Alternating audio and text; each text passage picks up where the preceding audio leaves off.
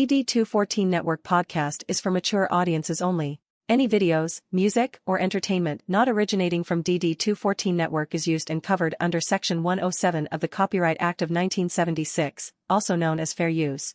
Opinions expressed are our own and do not represent any DoD or U.S. government entities as a whole. This podcast is for entertainment purposes only. Viewer and listener discretion is advised. You are no longer alone now, because we have you.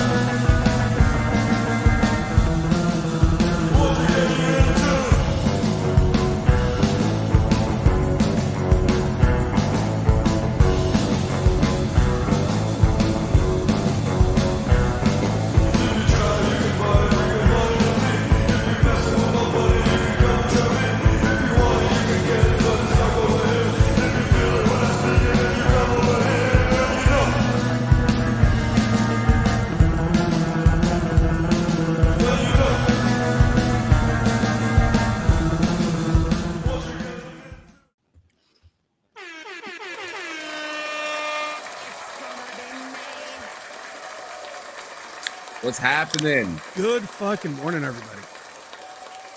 Good morning, everyone. Welcome to the DT2.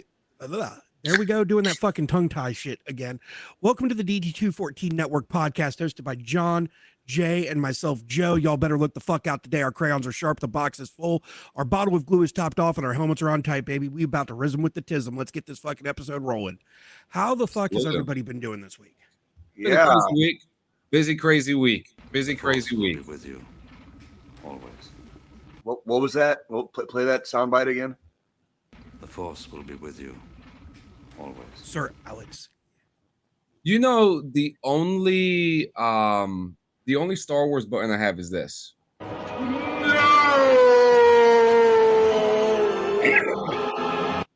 Boy, that franchise really fell the fuck off, didn't it? Talk about ruining my fucking childhood. Like, did you not hear the other one I played? Star Wars can eat a fat fucking dick. How about that? Star Wars can eat a fat fucking dick. The entire franchise, everybody in it, everybody involved in it, everybody that likes it still, fuck off. Like, you guys ruined my child. You guys ruined my childhood. You fucking nerds ruined my childhood. Okay, you ruined a good thing. Fuck up. No, fuck Star Wars. No, hold the fuck up. Disney's where it got fucked up at, and it only got fucked up on the movie side of things. Because you're telling me the prequels were just as good as the original series? Like, no, I don't think so, dude. I don't think Disney was the one that fucked it up. No, it was fucked up by the fucking Disney because it was episode 7, 8, and 9 that fucked it up. The prequels suck too, dude. Episode 1 wasn't the best, but it was fucking something better than fucking nothing. Sure. And it was giving us backstory. I hate anything that's good. Yes, I know. Like my black little heart. I know. Yeah. There are some fun things in Star Wars. I'm just giving you guys shit. Now calm down. Like, well, there's also not so fun things in Star Wars, like the Acolyte. And as much as fucking Andor. Unfortunately, I wasn't, Andor. Like Andor was okay. Andor was okay, but the amount of critical acclaim I see it getting and people just like fawning over it, I'm like, it wasn't that good. Well, Andor there's a season 2 out now, right? Allegedly. You're like, what has 2 thumbs and you're not going to catch him dead fucking bothering to watch it? You know what I mean? Like, what do you want me to say, dude? Like, what do you want me to say? All right, now that I've gotten my hate boner out of the fucking way for the morning, how have you guys been? Like, it's been wild, man. It's been wild. I mean, do I kind of want to start with the wild week, or why not? Because I do have a couple things to show you guys. I do have a review. I do have some other wild shit to show as well too. Okay. Why don't you get the ball rolling, and we'll take over when we take over, and we can bounce back and forth on our shit today. Well, what do you want? Do you want the drama first, or do you want the video game review? Ooh, start with the video game. Okay.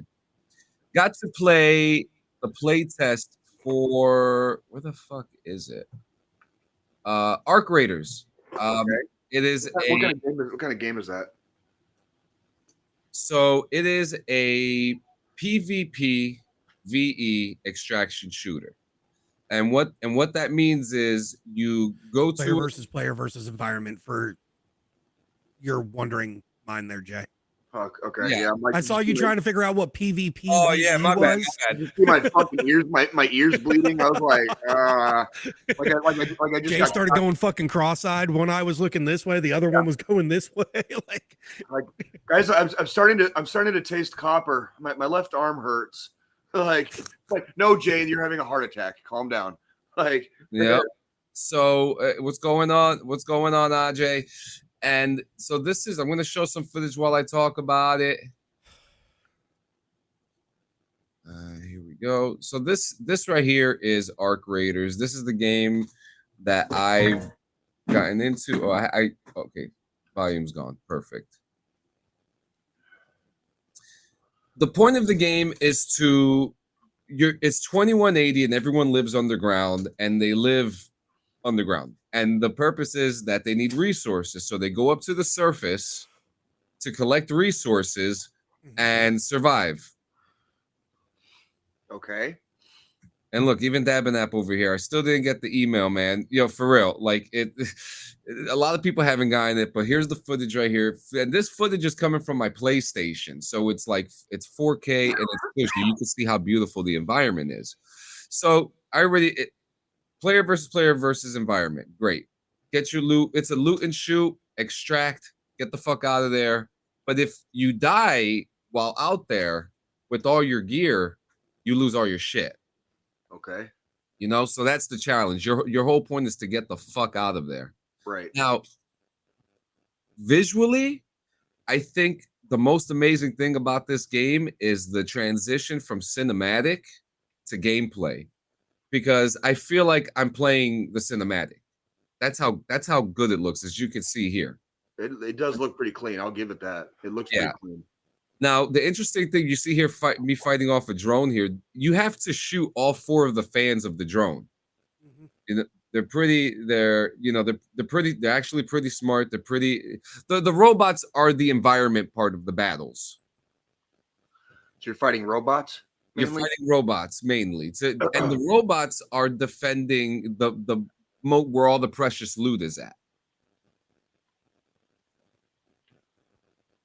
Interesting.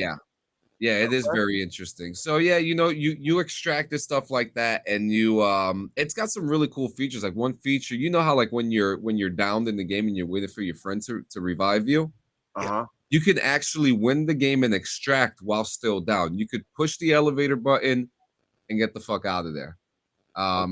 Even had a funny moment where there's 3 ways to extract. You could take a train, which brings you underground. You could take an elevator, which I'll show soon. Well, you could take an elevator, or you could take a hatch. Now, one moment that we had was that when I opened up the hatch, I let 2 of my buddies in. I was trying to be tactical, Yeah. Yeah.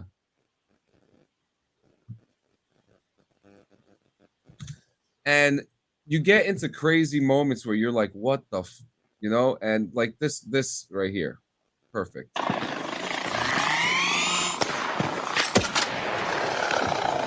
I got you. I'm unlocking it. Go. Get inside the hatch. Get inside the fucking hatch. Trying. I'm in. On. Thought I was in. Now I am. Oh my god. Oh my god. No! Yeah.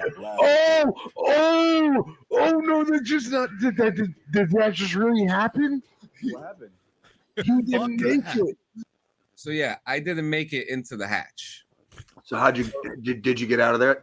I had to fight for my life, and I don't think I was able to get out of that game. I think I actually got found by a team and I got my ass kicked.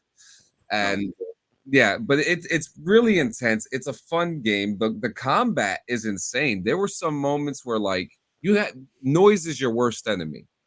You have different things that will make noise.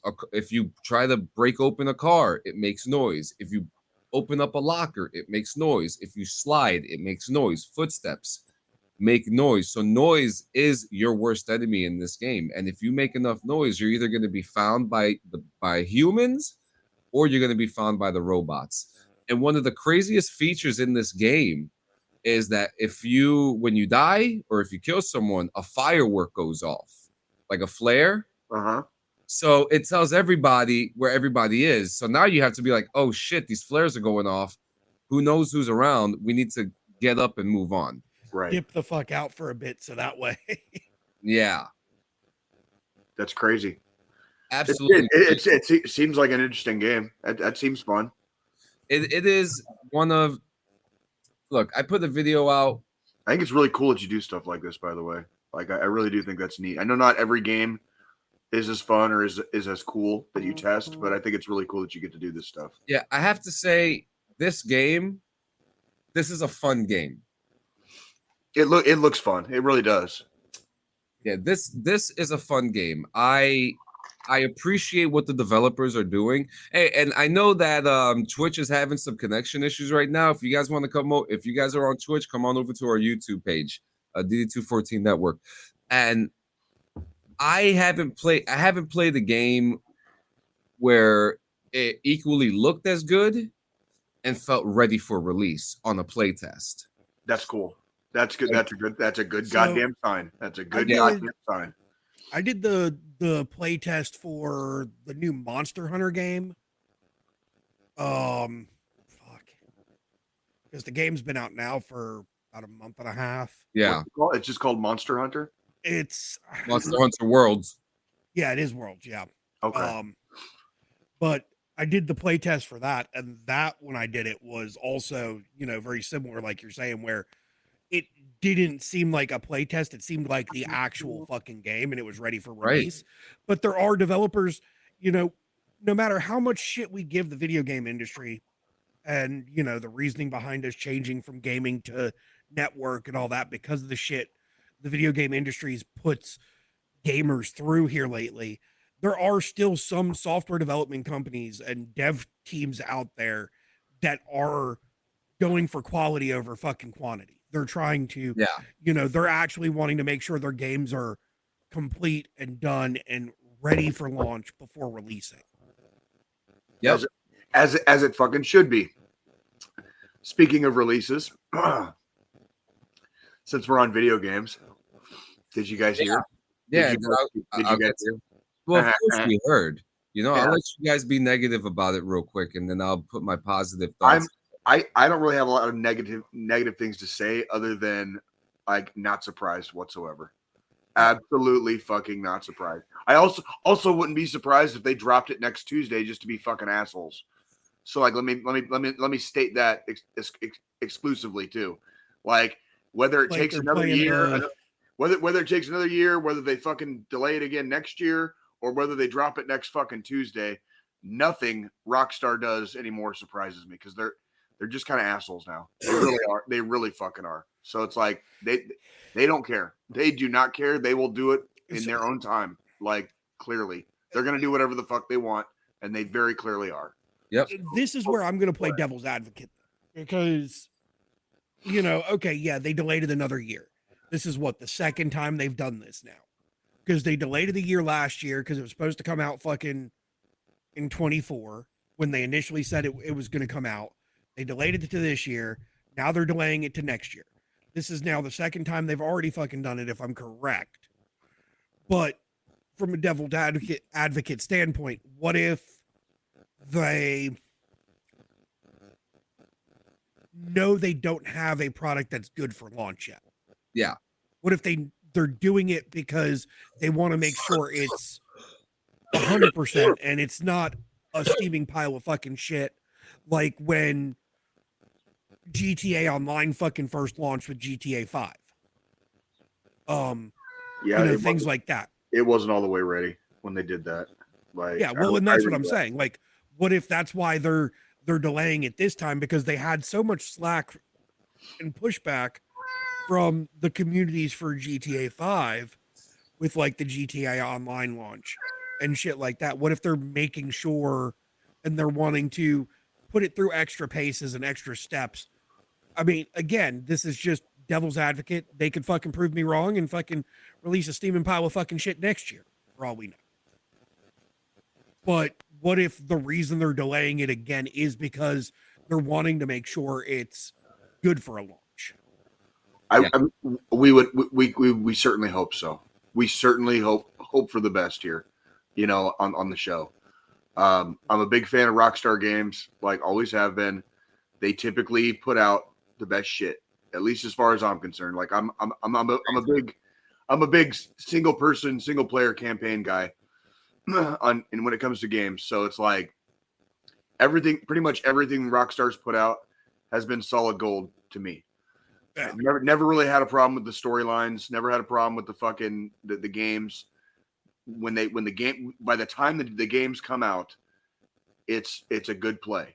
Red Dead Redemption 2 is probably forever going to be my gold standard as far as like a masterpiece of a game. You know what I mean? Yeah. That like when Red Dead 2 came out, that's as good as it's about as good as any game I've ever played in my life. You know, on several levels. So if GTA 6 comes out and can match or exceed that, I really won't be able to. There's not really a lot of shit I can talk. Yeah. That being said, Rockstar took a turn around the time of GTA 5, where they will straight up tell their own consumer base, the fan base, like they don't care. Fuck you. Like what we're gonna do it our way, and that's what the fuck they do. So they've kind of lost me on like the PR side, yeah, right? But it's hard for me to talk shit about the games when they're released because the games are solid. So it's kind of like, you know, six of one, half dozen of another in my book. Yep. Yeah. So I mean, things take time. If you want it to look good, I think there was more sense of relief when I saw the date. It was like, okay, we have a date now. An official date, yeah. Yeah. It wasn't just like spring, you know, or summer, you know, whatever. It was like, and yeah, it's possible it could delay. Look what happened with Red Dead Redemption. Red Dead Redemption was slated for fall of 2017, then got delayed to spring 2018, and then came out October 2018. So it's highly possible that the game will get delayed again. Ain't gonna be surprised about that, you know. Honestly, I think that the timeline is funny though. Like if you go all the way back to GTA 1 and collect every single game that was released up to GTA 5, including GTA 5, more time has passed now since GTA 5 has been released than all the games combined that were released prior to GTA 6. So there is something a little bit to be said about that too. Like it's, and we had a short conversation before the show. I know, you know, development takes time. You have to plan shit out. They obviously are planning this for like next gen consoles. You know what I mean? Like, so it's kind of like, and how long is it going to take to get to PC? Like no one knows. Yeah, it's going to take years. That's why I got a PlayStation. So yeah, but we'll see. Yeah, but next to my docket, someone called me out, and instead of showing his face, I'm tired of showing his face. I'm going to play you the clip, and I want you to tell me what you think, okay? Okay. And then I'll show you how I responded. The line's about to start. So you know there's about to be the GTA earnings call coming up. So you know people like Cyberboy and other powerful people in the GTA news like Jetro and probably some other guns like Sanchez, all of them. They getting ready to lie. It ain't what it is. It is what it is. You know it's gonna be some crazy like thing like here's what they revealed in the earnings call. Details on the release date coming up. Knowing damn well there ain't no information on there. But they want to pull you in. It's just sad, yeah. That's why when he was mad that I compare them to certain things. I'm like, well, look, you are lying to pull someone in off their addiction of a video game. What makes you any different than someone doing that on the street? Explain that to me. Explain that. But it's coming, so I just want to be upfront. I think today is where we are in May, so and they have a voice for a certain genre, but then abuse it and don't use it properly. So here we are. The GTA 6 earnings call is going to start all the big boy lies. My only question to Cyber and Sanchez and all of them is, who's going to have the worst clickbait title? Because I know it's going to be a doozy. I just hope there's some integrity left once the game comes out. Okay. Who the fuck is that guy? His name is Creation Dev, and I did something special. Okay, and I am about to show you what I did. And instead of instead of doing like, and I'm gonna cut to it. Go check out the video. But I'm gonna show you what I did. I would love some feedback from you guys because you guys love comedy, right? Always. Instead of me doing like a whole documentary about him, telling him about all his wrongs and stuff like that, I roasted him. Okay. So I present to you the Clean Sanchez Media Roast of Creation Dev. And this came from an episode called Here's Your Clickbait. Let her rip.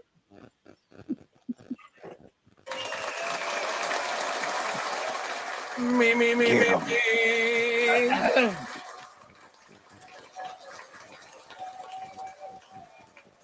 That was Bill Tony type shit up in here. Again, I didn't want to do this. All right. Right. You ever wonder what happened to Clarence from 8 Mile? Turns out he moved to YouTube, He didn't want to do this. changed his name to Creation Dev, and started beefing with people who actually have talent. The glow down is real. Oh, man. He's got all the attitude of Papa Doc, minus the talent, the crew, and the mic. Just Doc. Short for documentary on what not to do on YouTube.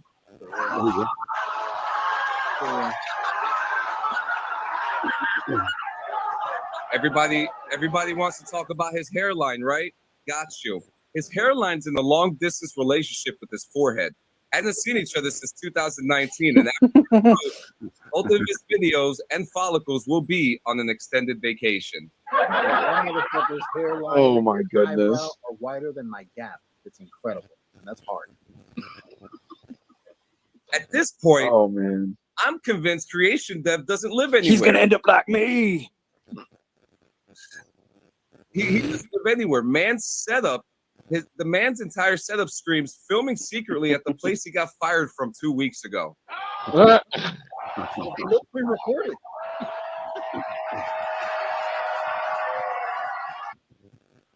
Claims to cover life sim and open world games, which is wild because his actual life seems pretty close and heavily scripted. Boom, roasted.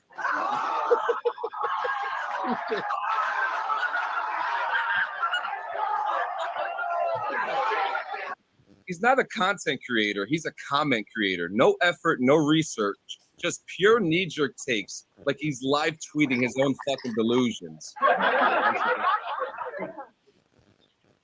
Every video feels like it was recorded on the first take of a bad idea. God damn, John. God damn. Every title he writes is in caps, like he's been stuck on caps lock since 2017. Bro's channel isn't screaming for attention, it's begging.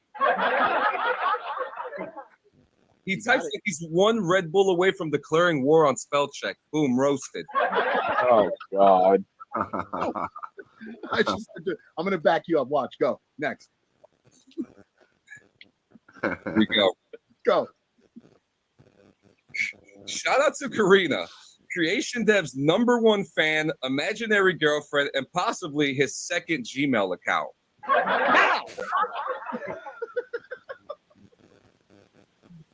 Karina comments on all his videos like she's his biggest fan. Blink twice if you're a ChatGPT script gone rogue.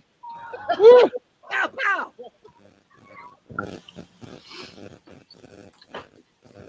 Karina's still the only person who comments on his video. I'm starting to think she is the real Paradise Project. Sounds too good to be true. Definitely fake. Probably his ult. Boom, roasted. Pow, pow, pow. It's almost done, I promise. Karina's You're good. harder than his actual content does. She is more loyal than his hairline, and that's saying something. Okay, we're going to be done soon, guys. Don't worry. I promise you we're almost done. Creation dev doxed Cyberboy like he thought it would unlock a boss fight. Bro really woke up one day and said, you know what'll help my dying channel? Tiptoeing into a federal offense. Boom, roasted.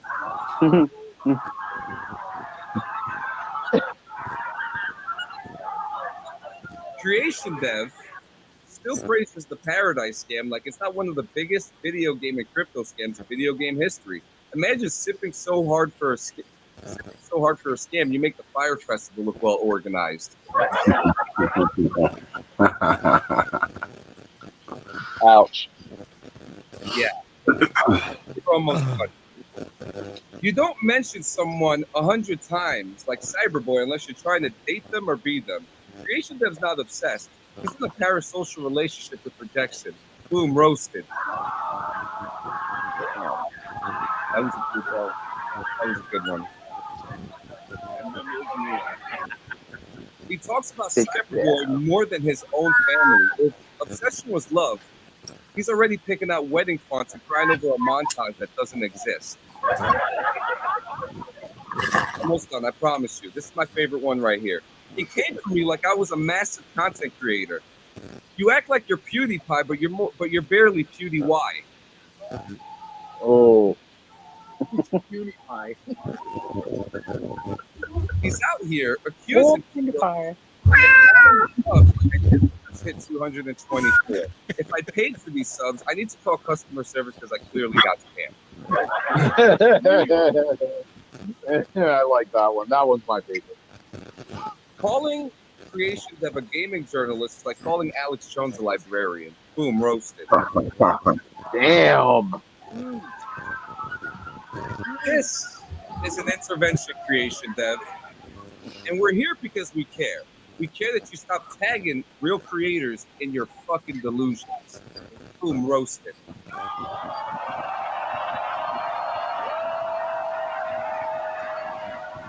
Four more. Creation is the only guy who God damn it. even his own reflection unsubscribed. Boom, roasted.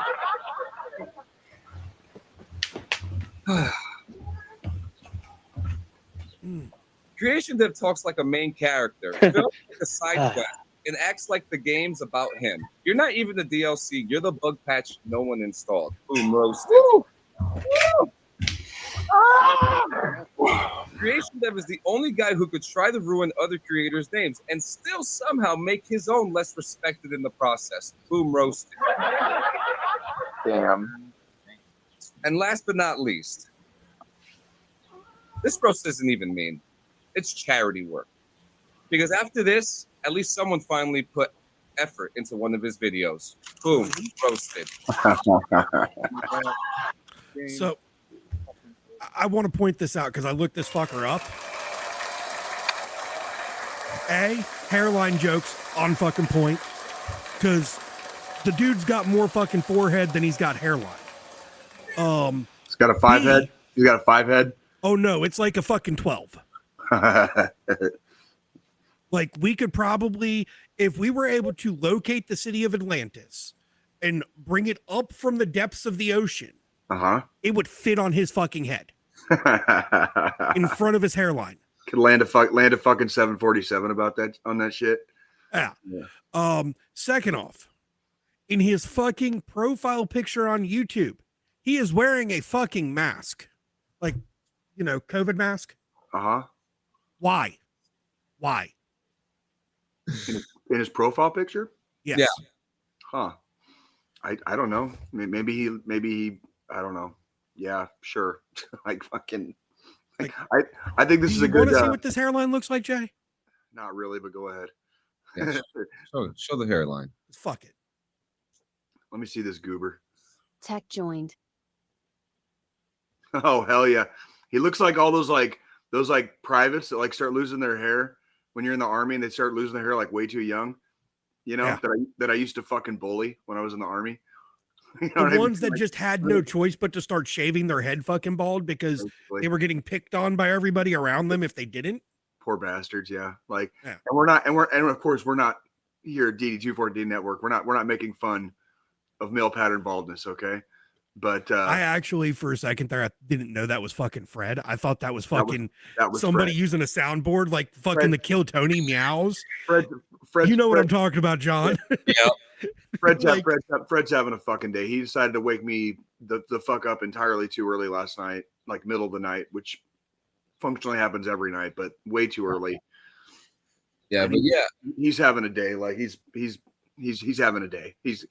Fred's on his fucking rag. How about that? Okay, Fred's on his fucking rag. Like I just want to say thank you guys. I want to thank everybody for the support. It's been a great run. That was my comedy run. I'm now retired unless someone decides to say my name. But a couple points real quick. I'm not a GTA creator. My first GTA video came out like 2 or 3 days ago. That was about the delay. 2, like I said in the one joke, if I paid for subscribers, then I need to call customer service because I got scammed. Yeah. You know, like it doesn't. If there's one thing we've never, none of us have really ever worried about here, it's in clean Sanchez media in general. Yeah. If you want to watch, if you want to subscribe, if you want to like, fucking do it on your own time. Like we appreciate it. We love you for it, but we don't need you and you don't need us. So we figure out what you want to do for yourself. Like we ain't paying for shit. Most of our shit ain't monetized because we don't give a fuck. We don't give a fuck. If John wants to fucking sell out, he can sell out, and I'll just take a little bit off the cheese. That's it. Like, you know what I'm saying? Which actually, speaking of sellout, guys, for all my Magic the Gathering fans and all my trading card homies, I love you too, Islas. I love you too, man. And I just want to apologize for those on Twitch. My Twitch is bugging out right now. The connection keeps on shutting down, and I just can't shut down the podcast. So you're just gonna have to deal with a couple of notifications until the show is over. But get that sellout button ready. Got you. For all my homies who are card collectors, whether it's baseball cards, sports cards, protect and showcase your card collection with Dragon Scale Supplies. Dragon Scale offers top-tier storage solutions for collectors. Their products are designed for both style and protection, ensuring your cards remain in pristine collection. Explore their collection and support, and ensuring your card remains in pristine condition. Explore their collection and support the pod. Whether you're into TCG, sports cards, or whatever, Dragon Scale has everything you need to offer. And just this is Brad, for I you. swear to God, dude, you're on like thin ice right now. I don't know why you need so much attention today, but like you need to chill. Figure it out, like real quick. So this is for you from the dungeon. Say his name and he appears. I believe in Joe Hendry. I believe in Joe Hendry. And then Jay just comes out of nowhere and fucking RKO's John. yeah, like boom, dude. Best fucking WrestleMania match the entire fucking weekend. That one was fun. That was a fun fucking. You know what? I barely knew who that guy was, but like great fucking entrance, number one, and then number two, like he really has presence. That dude needs to be in WWE. He really does. He's got presence. So he was actually. There's kind of some backstory there, which we'll get into in a little bit. Okay. But yeah, well, fuck it. Because D brought it up. Brought Joe Hendry up, and then I played a song. So back when Rusev was really big in WWE, there was a segment where Rusev's lawyer was cutting a promo to the audience during a live show. I think it was Raw. And at the time, this was before Joe Hendry was Joe Hendry. Okay. He was just in the back. He was like one of the extras kind of thing. Joe Henry was the surprise opponent for Randy Orton at WrestleMania. That's what we're talking about. He was the surprise opponent but in this case, one of the costume people was like, hey, you need to go get, a red tie, because they thought he was supposed to be Rusev's lawyer for this segment, but that wasn't what he was supposed to do. And he just fucking went and bought these red ties. He was like, what am I supposed to do with these now? And then he fucking ended up cutting a 90-second promo before he was even a fucking wrestler. That's funny. I like that. And now he went into NXT. He ran through NXT. He's the TNA heavyweight champion now. I saw he that. made his first in-ring WWE debut at the Royal Rumble. Okay. Yeah, I vaguely remember that. And then now his first, match in WWE, like match out one-on-one, was this quick Randy Orton open call, which I'm going to say it now. I feel like they should just every year from here on out until Orton retires, that's like the new Taker match, where they just do a open call where Randy Orton just goes into the fucking ring, and then just whoever wants to come try to fucking take him out, just come down. I'm down. That would be when you go all the way back to like the origins and the beginnings of Randy Orton's career. Yeah, that would make perfect fucking sense for his career and the trajectory it's been on the entire time. You know what I mean? There's not much left for him to do or conquer. Yeah. He's done it all. He's done it all. He's beat them all. He's retired a couple of motherfuckers. You know what I mean? Like straight up, like he's done it all.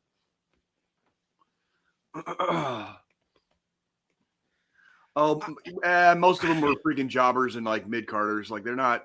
I was surprised about the big dude. Braun Strowman is the one that surprised me. But he gets injured. He gets injured a lot, though. I think I read a blurb. I'm not as well versed in the WWE universe as these two are, but I did read a blurb that his was mainly due to like repeated and specific injuries. Yeah, like he just can't take it no more. Poor guy can't take it no more. He was the Derrick Rose of WWE. Yeah, dude, people do not. I mean, they really don't understand it, or they underestimate how taxing on your fucking body. I've talked about this. That profession it hurts. And like you said, like famously said, like they were never on drugs until they started doing professional wrestling, and then they became addicted to painkillers. You know what I mean? Like it's like that's freaking. Go ahead, Joe. Well, and looking at the list, Strowman, Katana Chance. I don't even know who Katana Chance is. Jobber. So that's jobber. Yeah, those are jobbers. A lot of Kaden Carter, Dakota Kai. I know Dakota Kai. She was part of Damage Control, but again, another one of those ones that keeps getting fucking injured and has barely done anything. Shayna Baszler, another wrestler that keeps getting fucking injured and not doing shit. Well, the WWE is like any other company. It's like any other, if you want to call it a sport, like basically where like your body is what pays the checks. Like it's like the fucking army. What happens if we get injured and we can't fucking soldier anymore, kids? We get medically discharged. You know what I mean? Like AJ Styles. If you can't work. We don't have a job for you. You know what I mean? And the thing is, it's one of those things. Like Strowman definitely was a surprise, even though he stays injured, because when he does make a run where he doesn't get injured, he's a monster in the fucking ring. He is. He very much so. But it looks to me like a lot of people were saying he's slowed down a lot the last couple of years. Like he's really slowed down a lot, and that's since with him. What it really was when Bray Wyatt passed away, because him and Bray Wyatt were really fucking close friends. Yeah. And ever since Bray passed, Strowman just hasn't been on the same trajectory that he was before that. I remember it's been a long time now. It's been 22 years when I lost my best friend. We were 22. And freaking like I was very out of sorts for about a good 18 months to like 2 years after he passed. Like I was just out of sorts. Like just couldn't get my shit straight, couldn't get my head together.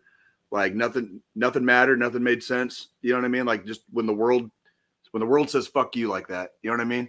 Just very suddenly and unexpectedly says fuck you. You know, like it's a kick in the dick. It's a kick in the dick. It really is.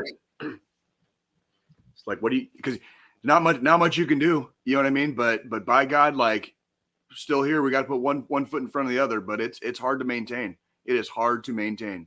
Yes, you know what I'm saying? So, I mean, I did the light training. I mean, the shit hurts, man. Oh yeah.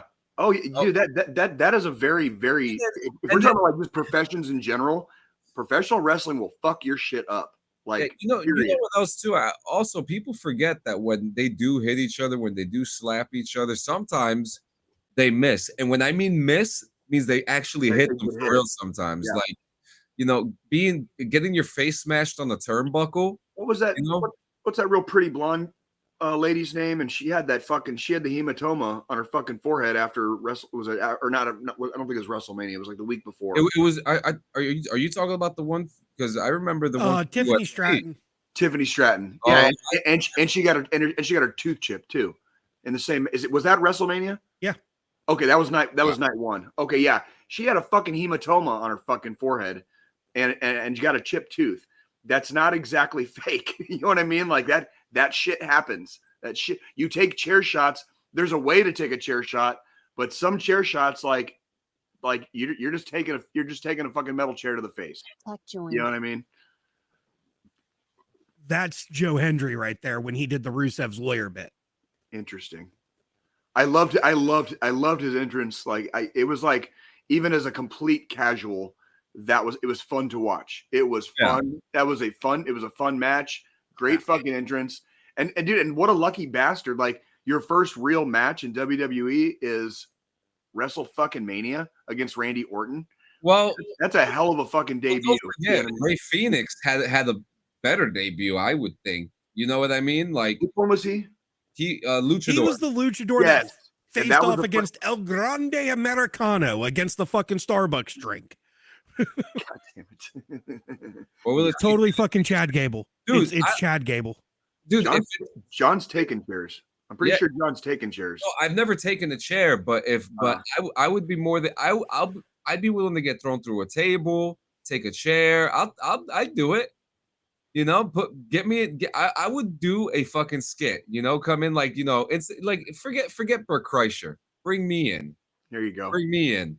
You know, I'll powerbomb you onto some fucking thumbtacks. How about that? I won't die peacefully unless Gunther slaps the shit out of me. All right. Like I gotta feel it. I was rewatching, was it last week or the week before when you showed that slap that he did and it just like knocked the other dude like halfway across the ring on his ass. Hey, I got another one for you, and a good reaction. And it actually involves CM Punk and Gunther. This shit is one of the funniest clips I've seen in a long time. Because I like watching. What is wrong? Clean said he'll take a chair from the dungeon. I'll do it. I'll do it on the show. Look at this shit.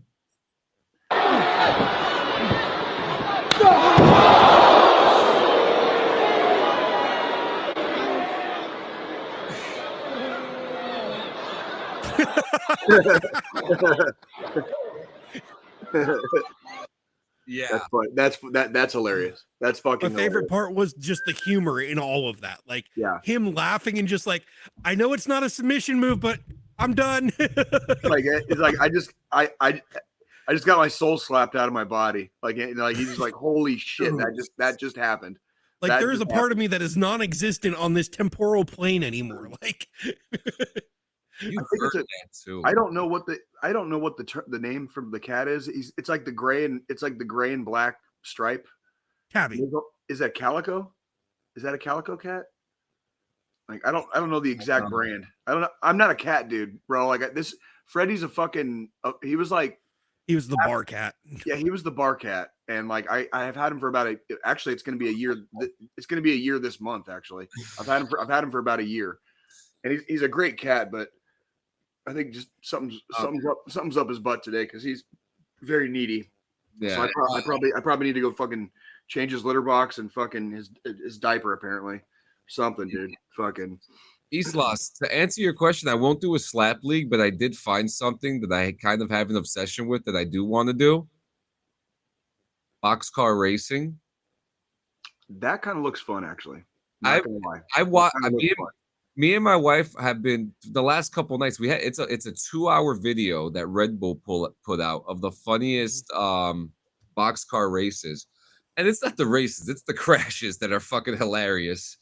Like it's a whole and there was one where these two guys were in like a boxcar that was in like the Red Bull colors, but they look like teeth or something. And they fucking flew. I gotta send you guys the video. It was great. Is it just me or like I've been enjoying the resurgence of what I would call like more like niche kind of like, you know, sporting or entertainment venues for like adults, you know, like boxcar racing, pickleball, you know, frisbee fucking golf, you know, like just some of the fucking like the stuff you don't see every day, but like there's been like a resurgence, so like more and more people are getting into it. Mm-hmm. Does that make sense? Yes. And it's kind of cool seeing people come together to do kind of like wholesome shit. I still say, and you guys will remember because I've said this before, I still say we need fucking ESPN the Ocho because I want to watch like the competitions. I want to watch fucking what's that shit with the fucking I was about to say, I am such a fucking redneck that I watch professional fucking cornhole. Cornhole, thank you. Yeah, like I enjoy watching competition. It doesn't have to be a ball sport. It could be like silly. Watching competition. Yeah, dodgeball, fucking like all that shit. Yes, all from that the dungeon. Shit. Only dodgeball if it's Globo Gym versus Average Joe's. Okay, dude, it's fun. Agreed. Dodgeball is fun to watch. It really is. Some people get fucking fucked up. Yeah. They need to make basketball into a real game. That would be fun. That would be fun. Like there's a million different like, you know, little niche sports out there. You know what I mean? But like it's fun when you're not there in person. It's fun to watch sometimes just because it's not your typical. It's not a fucking bone crunching fucking like football or hockey game. It's not fucking soccer. It's not baseball. It's not basketball. You know, it's not your typical competition that we here in the United States freaking typically like have going at the fucking pub, you know, down the road. Yeah. You know what I mean? Like I want to watch some of the fucking other shit. Oh my God, Freddie, dude, I love you very, very much. But like, what do we got next? I've been awake since almost 2:00 this morning because of you. Joe, how was your week? Shit, we're almost an hour in, and how was your week? Oh fuck! I mean, it was a fucking week. Nothing really. They have competition. They have a national competition for that in Japan. Actually, in Japan, they have one here. They have one here in the States too. I really? tried to sign up, but I missed the deadline. Go ahead, Joe. Sorry. I mean, it was pretty much fucking typical week. Fucking, you know. Obviously, last Sunday we talked about it. Had the cookout. Fucking brisket turned out phenomenal. Hell yeah. Jay continues to still want to put my meat in his mouth, but goddamn right. I want all that. I want all of Joe's meat in don't leave me out. yeah. But y'all fuckers got to make it to fucking North Carolina for that. So yeah, it's gonna. It'll happen. It will happen. Jay's got to get a fucking car first. So. Yeah, that's also got to happen. The girls are out of school like later this month, so it's like I'm on. You're on crunch time now because you've got trips to fucking Colorado to make. You've got fucking. I got just for me to work. Just for me to work. Like I need. I've had to turn down. Like my boss still calls me, even though I work. John, are you gonna live? Like. Even though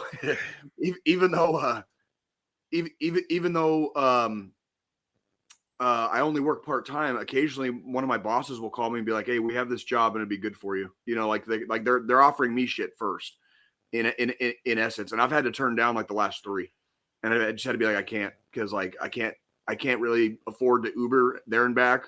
It's hard for me to get rides and say like, "Hey, be here at this time or drop me off at this time." You know, it's like shit just doesn't work. Yeah. But yeah, It's time for Jay to get a car. In other words, like, yeah. Go ahead. To answer you from the dungeon tri-tip, I've done one in the last like 6 years. I haven't attempted another tri-tip since. It's just tri-tips are a very difficult cut to get right. And I just haven't taken the time to try to perfect a tri-tip yet. But let me see here. And so y'all know this is not fucking burnt. This is fucking what it should look like with a proper bark on it. And that shit just fucking shredded. It just fell the fuck apart. That looks amazing, Squillini. It's fucking juicy. It was fucking flavorful. Have you ever thought about doing like meat content? You have a knack for it, man. You really do. But so the reason I haven't, it was fucking delicious, dude. The reason I haven't thought about doing meat content is just the fucking cost. Bad cheap.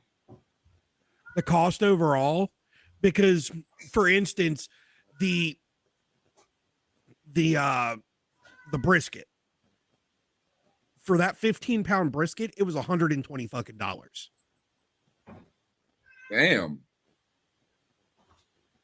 That's really not bad. I mean, for 15 pounds, it's not bad, but it's one of those things like to properly, because, doing content already, it's not that kind of meat content. But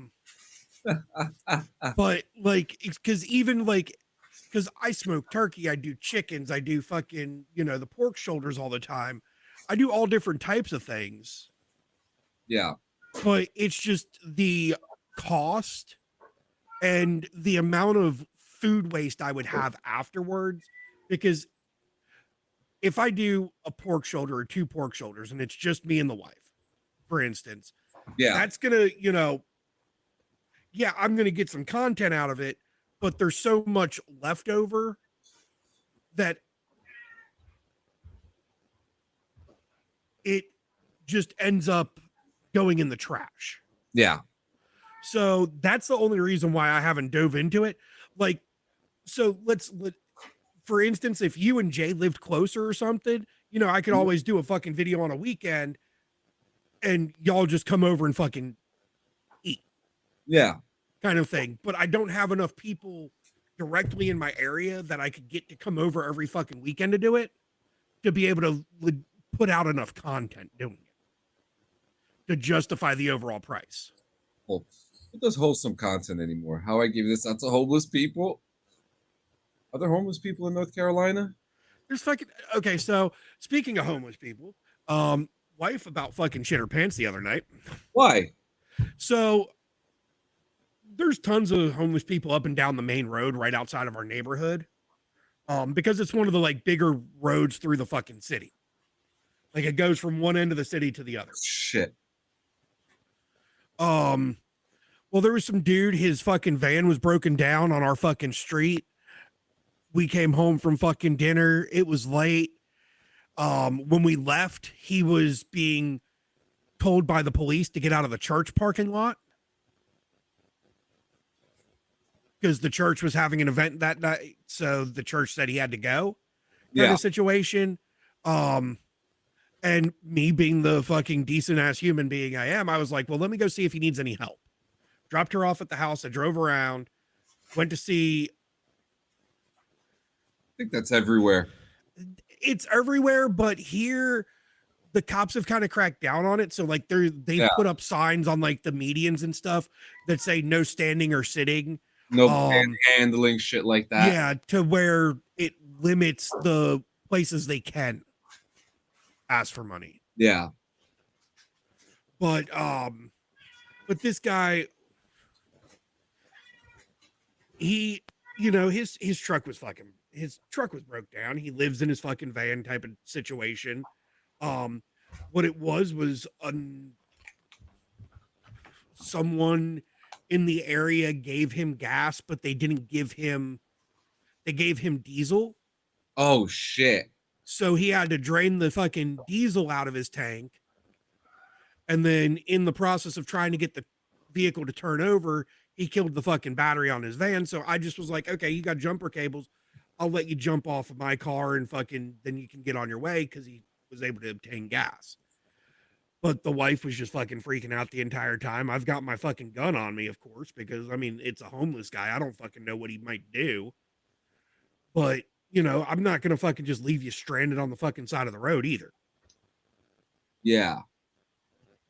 Let's see. So that was fucking Friday night. Yeah, also known as loitering from the dungeon. That's loitering. Yeah. Do they wash your windows and then say you need to pay? So it's funny because sometimes you see that every now and then over here. You'll see someone with the fucking wash bucket and they'll start cleaning your windshield. Yeah, they don't do that shit around here. Yeah, man, that's a big thing over here in Jersey. Well, that's a big thing in a lot of your bigger fucking cities. I don't see it. There's plenty of homeless here in Kansas City, but I don't see a lot of the. It's more panhandling than anything. You know what I mean? Like they're not trying to like wash your windows. They're just sitting on the side of the road with a sign, basically. Like, well, yeah, right. Church failed the test, right? Yeah. Well, I mean, you know, it's one of those things. Like, you know, it is what it is. I helped him. He got fucking on his way. He had a fucking so he's living in his van. He has a dog. So, you know, I gave him, because I was like, well, do you have any? Because he was waiting on one of, I guess, his fucking homeless buddies that's also in the area that went over to the gas station to get gas so they could, after they drained the diesel fuel out of the tank, they could put gas in it. So I was like, well, I'll come back around in about 30 minutes, gives enough time to get to the gas station to get the gas and get back to where he was broke down at. And I was like, well, you know, I see you've got a dog. Do you have food for your dog? Do you have water for the dog? You know, just basic things for the dog. And I just gave him fucking the rest of the fucking cat's kibble that wasn't in their food bowls. Because no, we're not fucking doing that from the dungeon. Oh, no. No. No. Not getting any more. No more fucking. So, I mean, well, the thing is Laws, I was homeless at one point myself. So I have a little bit more empathy, but at the same time, I can also tell when someone's bullshitting.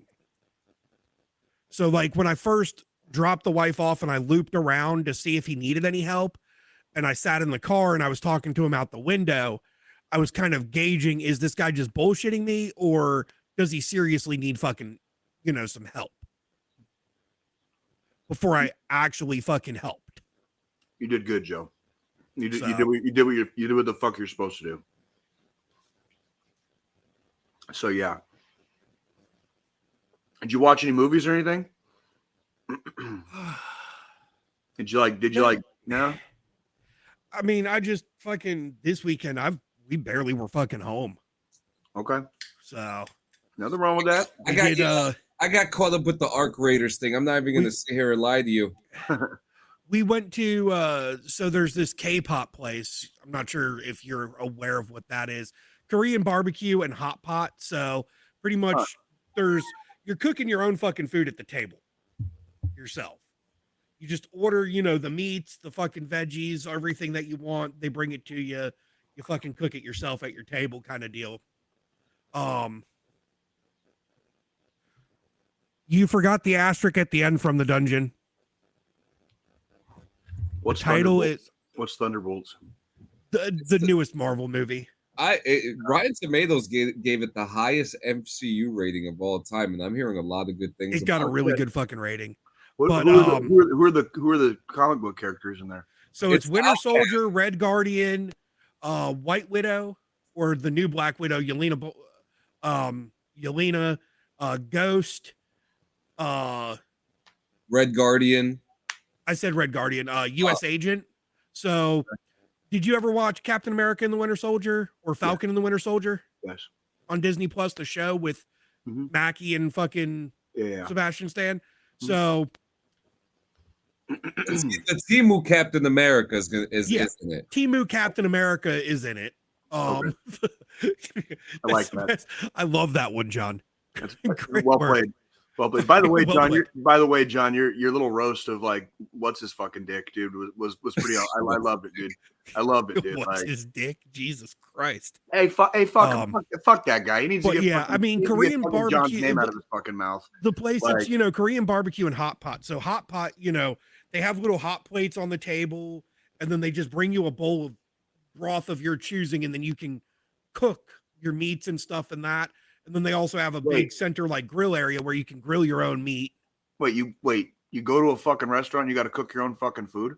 That's the whole style of the fucking restaurant, but it's all you can eat. Wait, Jay.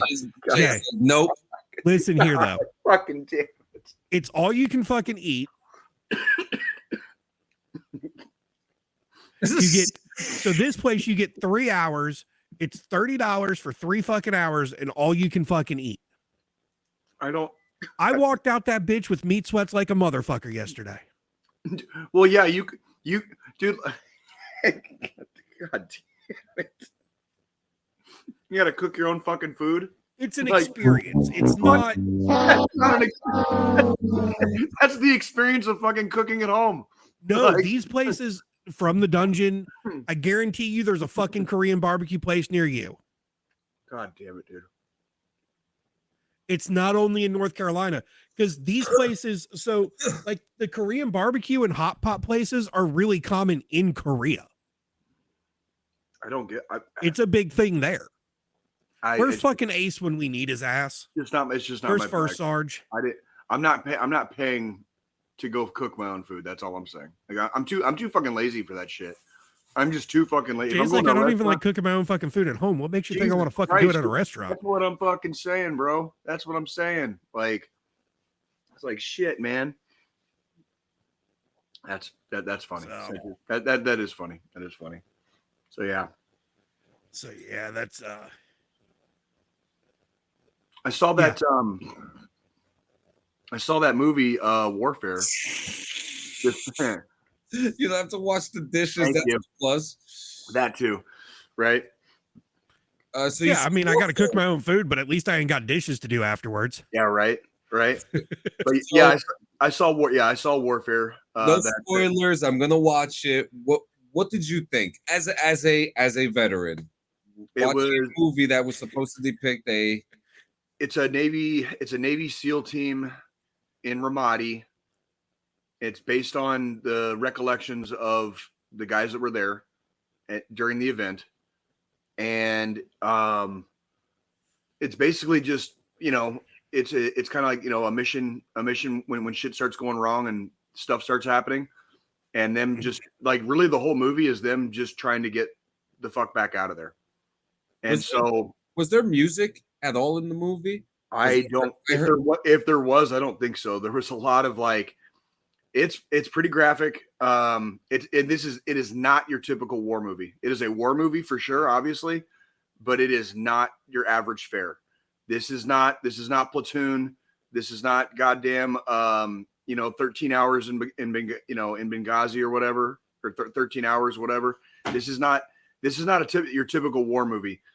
There's fighting, there's gunfire, there's explosions, but this is not what you will see in a lot of other war films. So I would give it extremely high marks. Their movements, the way they moved, the way they carried out some of their actions, they did very, very good. They did very, very good. Like it looked like it's supposed to look, and like they moved and maneuvered how they were supposed to move and maneuver. But the majority of the movie takes place basically in a single house, and they kind of get stuck in this house for a little bit. So they build tension. And then I think I read somewhere that they tried to do it as in real time. So like once a certain event takes place in the movie, everything after that event is real time. So like it's like it takes the exact amount of time as it took in real life for this shit to happen, for other things to happen. Does that make sense? Yeah. And I will say it is very visceral. It is very, very visceral, and it's at times it can be uncomfortable to watch. Like there's a lot of screaming. like painful screaming, not like screaming like being mad at something, like screaming in pain. And after a while it's rough to listen to. You know what I mean? Like, you ever had like one of your kids ever get like a fucking ear infection and they start crying, you know what I mean? And you just can't stop them from crying because like all they know how to do is fucking cry from the pain.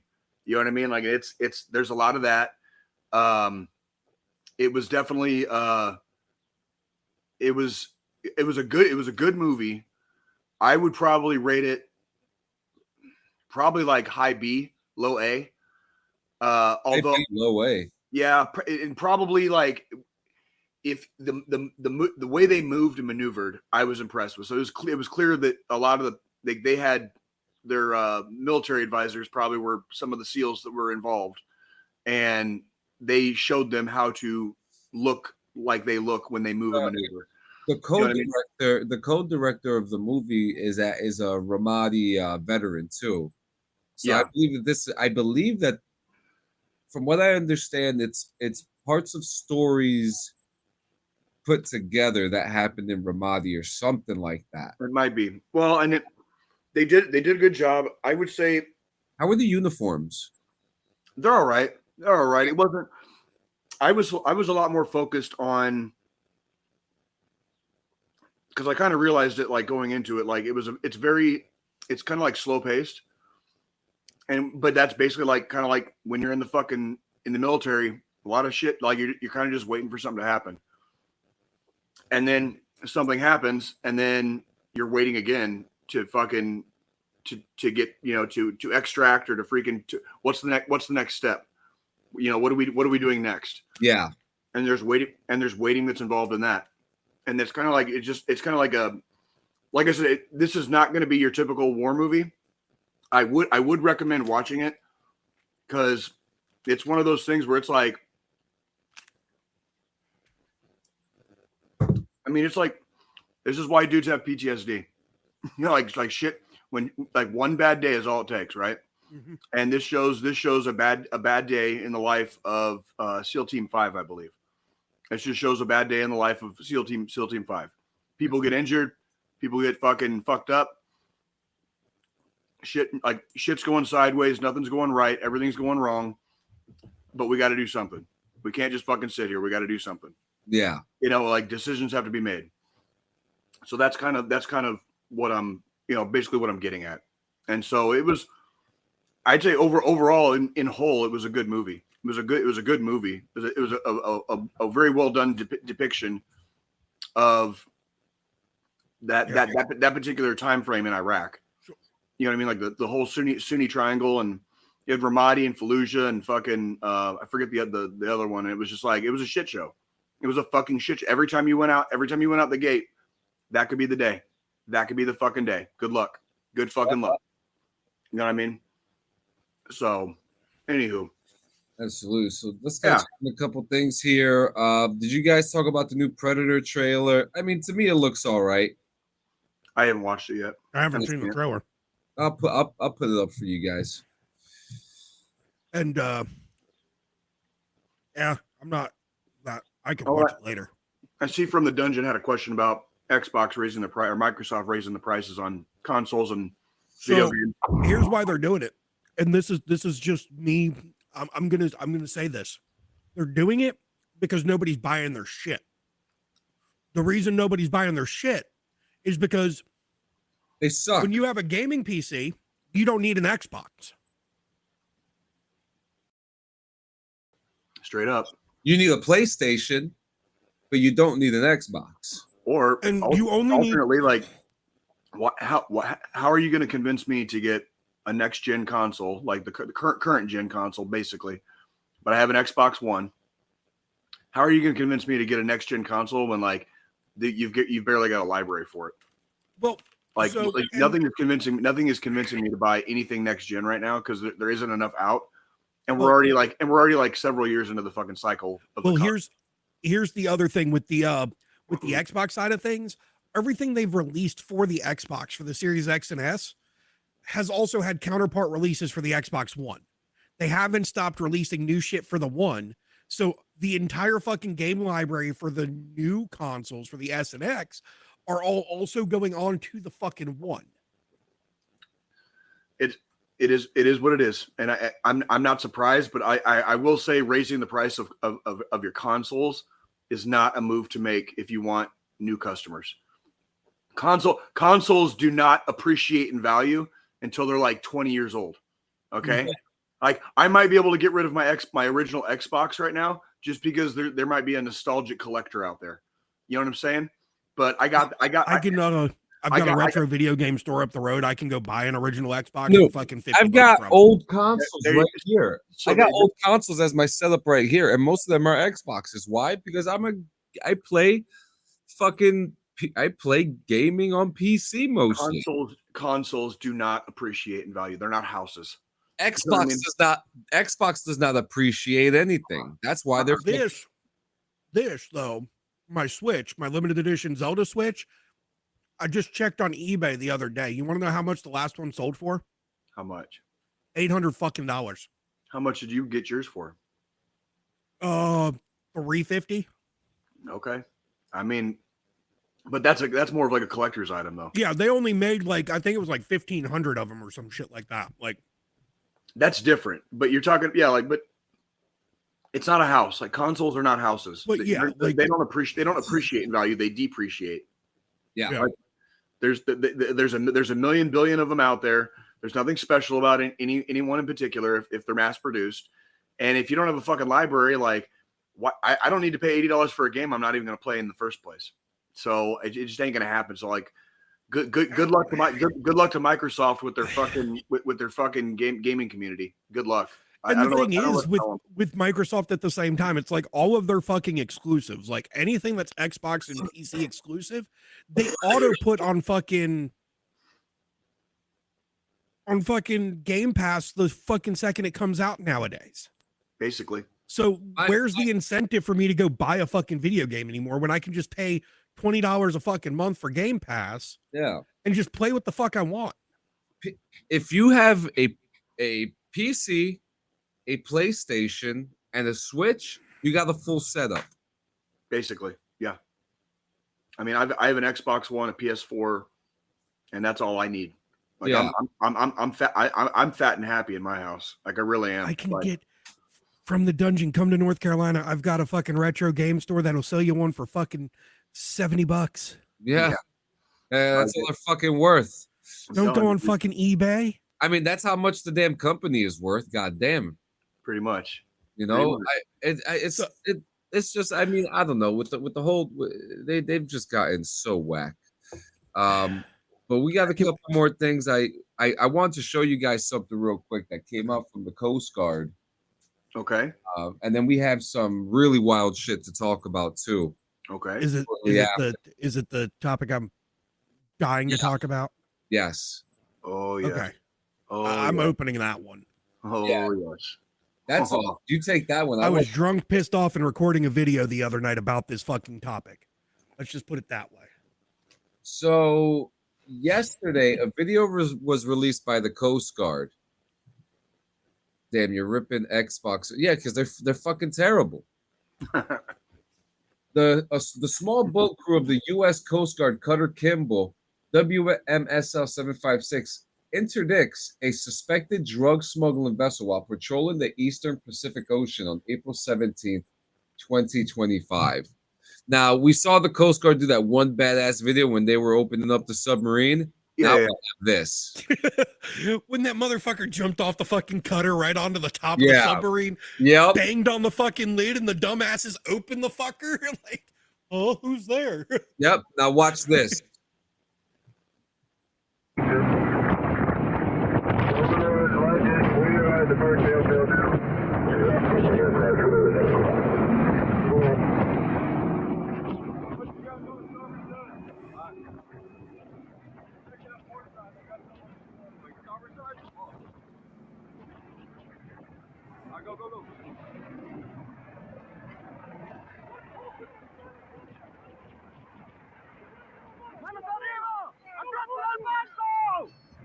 ¡Aprete el barco! ¡Aprete! Nobody move, good stand!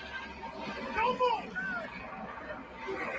So I'm really loving this video, man. I'm just gonna be straight So- honest with you. I was just gonna say, like, so my dick's fucking hard. Like, fucking, who else has a chubby? Like, This shit is so fucking. It's so cool, and like, you know, a lot of people. I want to do that. Right? It's, dude, like, Bad back, knees, and all. I don't give a fuck. I just want to go fucking high speed chase on a boat and then just fucking detain some drug smugglers. Fuck this shit. Dude, I've said it before. I'll say it again. If you're joining the U.S. military, if you want to do your MOS every single day for your entire career, join the Coast Guard. Mm-hmm. They do their actual jobs every fucking day. So, like, yeah, they're unlike Jay as a grunt, unlike me as an MP, a combat MP, not an MP, because there's differences there. But me as a combat MP, I trained every day. Jay trained every day. We didn't get to fucking do cool shit like this every fucking day. No. So MOS is your military occupational specialty. That's the job you had while you were in. Yeah. I was a 92. I was a 92 golf. Clean, however, did his job every fucking day because he was a cook. Well, I'm not, but not necessarily. We had safety stand down days. We had days where we had to spend all day in a fucking Thursdays. We had to do PowerPoints and stuff like that. We had days where we had to do like stuff that was not MOS related, not job related.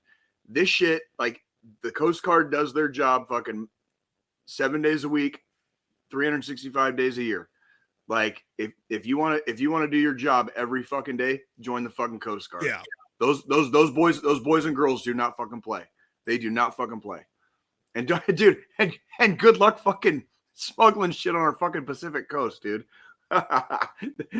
Holy shit, those poor bastards. It's such good footage because you see the helicopter circling the boat, and you're just like, oh, they've been watching them a while. Like, fuck, dude, you're FUCK fuck, dude. If they find you, you're fucked. You might as well shut the engines off and just fucking call it a fucking life. They look like they were still driving when they were approaching them too. They probably didn't necessarily even know they were coming. Like, those boats that they're on are pretty fucking fast. For the longest time, I didn't. But yes, they are here lately, and they are a branch of the United States. Once I got in, I learned real quick the Coast Guard actually is effective as a branch of the military. For the longest time, I didn't look at them that way, but now I will 100% agree. They're a branch of the fucking United States military. Yep. Their checks have DOD stamped on them, just like fucking the Army, Navy, Air Force, Marine, Space Force. You get a DD214 when you exit service. I consider the Space Force less fucking military than fucking the Coast Guard. For now. For now. Until we get space shuttle door gunners like me. You know what I mean? Like, that's the job I want. I did my part. It's my part. Before I actually joined, and this was actually when my wife and I were still living as vagabonds in New York City. I actually went to the Coast Guard office in downtown New York City, which is right on the river, right across from Staten Island. New Jersey's right across, and they have the Department of Homeland Security on the Coast Guard base by the Staten Island Ferry. And I went in there, and I remember I did the application. The guy looked at me up and down, and I had several tattoos already. He was just like, no. he was like, no, just bye. Yeah. Like instantly. And then a couple years later, you were in the Army. I mean, and the thing is, like, the tattoo standards over the years have changed. Like, that's absolutely, yeah. I mean, I got grandfathered in when I joined the Army with a hand tattoo and a tattoo on the back of my neck. Yeah, but the thing is, you know what they did recently? They changed the fucking policy. That hand tattoo and the tattoo on the back of your neck are perfectly okay now, according to policy. Right. Yeah. I mean, you don't need to get grandfathered in for that shit anymore. Basically, I mean, the shit changes all the time. But that's because they've learned that fucking having tattoos is not going to make you any less effective of a fucking soldier than fucking not having tattoos. No, it doesn't. It's not 1980 something. It's not taboo. No, it's not. And to answer a question from the dungeon, there are podcasts from active duty soldiers, and I'm certain some of them probably put their shit out from their barracks room or their house. The U.S. Army has an official one. I mean, Well, shit. Well, for, and also, for the longest time before Jay fucking got out, Jay was active duty doing this podcast. Yeah, I wasn't doing it from base because I lived off base, obviously. But I'm very certain from the dungeon there are people on different bases that have podcasts and they're active duty. That would not it's almost a given. Just in the United States Army alone has over 1 million active duty troops. That's just the Army. Yeah, on top of that's not counting the Air Force, Marines, Navy. You know what I mean? Like, so it's guaranteed somebody's fucking out there. Yeah, Somebody's out there doing it. And podcasting has become so popular too. You know what I mean? And the army likes to embrace things. They got the gaming team. They embrace that quickly. This podcast started almost like as like a therapeutic thing for us during COVID. You know what I mean? Like we really like the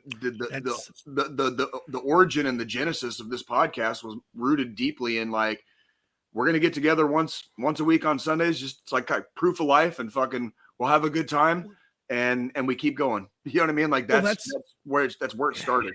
COVID's really where I kind of got into content creation myself. Like obviously I met y'all after COVID, but like my initial journey when I was still going under the Jedi Master Squid fucking naming before tech became a thing, before the name changed because of all that bullshit. Mickey Mouse bullshit. Go run back about 2 years worth of fucking episodes.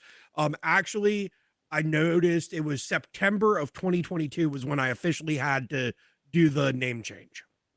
I vaguely remember that. Because September 19th, 2022 was when I did my first stream under the new name, under the Tech Guy Gaming moniker. And that was right before my former girlfriend got into her car accident. Yep. That was right before that. But fuck. I'm gonna kick off this next part of this segment. Let me get something to drink real quick. I'm gonna need a drink for this. Give me one second. we might go a little bit longer today, guys, than we normally do. If you guys have something to drink, we might want to put up a disclaimer too. We're gonna be talking about some fucking heavy shit here in a second. So fucking be forewarned, fucking, trigger warnings ahead. So trigger warnings, be prepared to get pissed off.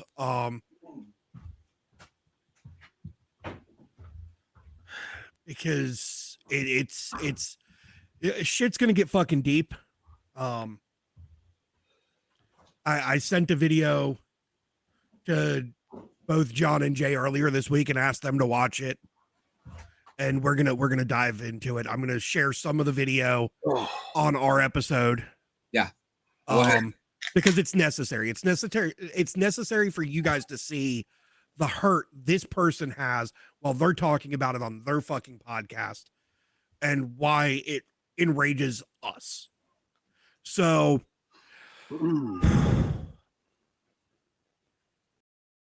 this is where I was talking about not even maybe 15 minutes ago, drunk, pissed off Friday night, recording a fucking video, or Thursday night. I don't remember what fucking night it was. I was up pretty fucking late doing it. I think I even went live on my fucking Twitch for the first time in a long time while I was recording, because I was trying to bring in some live interaction while I was making my video on this topic. So there's this other veteran podcast, the Unsubscribed podcast. It's great show, by the way. Huh? It's a great show. Phenomenal fucking show. It's one of the only other podcasts. It's one of the only podcasts I actually watch. Aside from how heavy the topic was, like I was like, fuck, I might need to check this podcast out. This was kind of the way this episode that I shared with you guys came out, and just a little backstory on this before we watch a little bit of it. This specific episode that I shared with you two was kind of they finished recording their regular release for that week episode, and then this topic, the member of the team, or their guest in this case, because he's not actually part of the Unsubscribed team, he's just a regularly appearing guest on the podcast. He had some heavy topic he needed to get off his chest and talk about. So this isn't a typical episode. Typical episodes, it's them just sitting around drinking, shooting the shit, laughing, fucking having a good time. Kind of like us.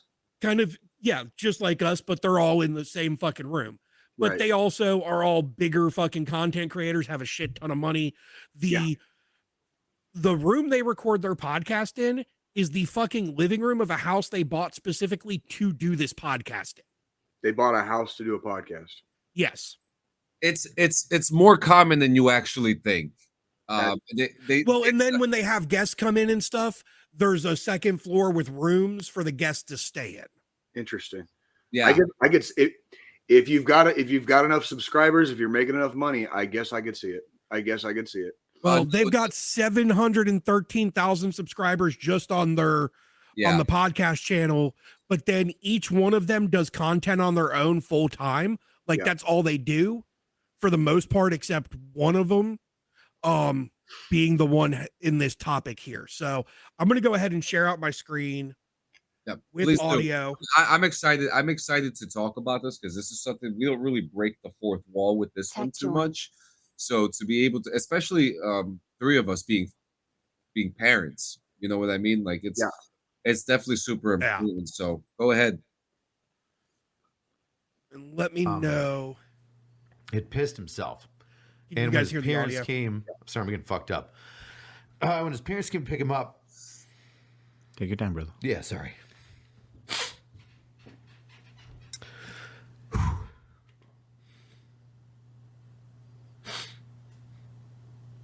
Give me a second. You're all right, man. When his parents came to pick him up, the school did not disclose to the parent that the kid was a part of an attempted abduction. So when parents asked him, why did my kid piss his pants at school? The teachers and the people in charge did not tell them that there was an attempted abduction. The school then deleted the video of the attempted abduction. The fuck? In the district attorney's office, excuse me. And the district attorney's office only got it because somebody within the school had the wherewithal to record it and then give it to them. The district attorney's office has sent subpoenas, so like court order documents from judges that are signed, to the school's legal representatives. And those representatives have intentionally not responded to them. Now, here's the weird thing, which is like this is the biggest issue right here. Is that specific one is the one that sent me over the edge. Obviously, I'm emotional from it. So, the biggest issue with this entire story. Okay. Yeah, that's some shit that's like that's crazy. Well, it's freaking like this is the reality we live in certain places in and around our country, where people being afraid of people are starting to become afraid of doing the right fucking thing. Yeah. And like what the gentleman from Angry Cops was describing was there was an attempted abduction of two students at a particular elementary school in upstate New York, specifically Buffalo. It was a little girl and a little boy. They ended up being okay, but there was things withheld from the parents, and knowledge was withheld. You know, like when we're in the Army and your sergeant like wants you to just like figure something the fuck out on your own and won't tell you anything.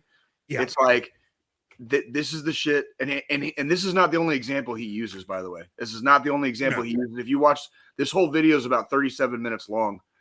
But we'll have it linked in I'll put the link right now in the description even of this episode if we can when this goes live as a just make sure it's in the description too so people can go back and watch the whole fucking thing, because this was not small potatoes. Well, like what like to see a guy like the gentleman that does Angry Cops lose his shit, you know, it's bad. The dude's a drill sergeant. He's a fucking cop. He's been a member of Special Victims Unit for several years, so he sees a lot of shit. He sees a lot of shit. This is the shit that like starts. It's like the stuff that starts chapping your ass. You know what I mean? When like we're dealing with kids, we're dealing with freaking dangerous scenarios, and then we have a public school system that's so scared of its own shadow, they refuse to do the right thing. And that's a rough, as a parent of children, right? Any parent probably that gives two shits or a fuck about their kids. Holy fuck, dude. Like I burned bright like the sun in not in a good way watching this video. When after Joe sent it and I watched it, the morning I watched it, I was burning hot like the sun. You know what I'm saying? Like this shit fucks me up on the inside. You know what I mean? Like it brings back a lot of bad memories, a lot of fucking bad traumas, just in general, experiences, life experiences with some of my experiences as a kid, my experiences as an adult around children, around kids, my kids, the whole enchilada. It just opens up like Pandora's box, basically. This poor bastard goes out and does it like every other day, which I don't know. Like, yeah. I want to say too, like I've spoken about some of my experiences too, and thank God that those children turned out to be safe in the end. In the end, yeah. And it hurts too because you want to trust your school system. You know, you want to trust your school system, and you can't. And I'm gonna read some stuff too because there's I've done a lot of research and digging, and I follow the crew of the Unsubscribed podcast because I love the content they put out between the Fat Electrician, Donut Operator, Brandon, Habitual Line Crosser, fucking Angry Cops, Rich. They're all fucking great guys. Mm-hmm. Rich is actually he's in the Army Reserve and a drill sergeant. Mm-hmm. And also a member of the Buffalo Police Department in Buffalo, New York. So like for those that are aware of what the reserves do, 1 week in a month, 2 weeks out of the year type thing, because he's a drill sergeant, he during the summer always has to go to Fort Leonard Wood, Missouri, because his MOS is combat engineer. Mm-hmm. And do some time as a drill sergeant with a OSIC class. But I mean, I follow all these guys religiously. This pisses me off as a parent, what the Buffalo public school system has done.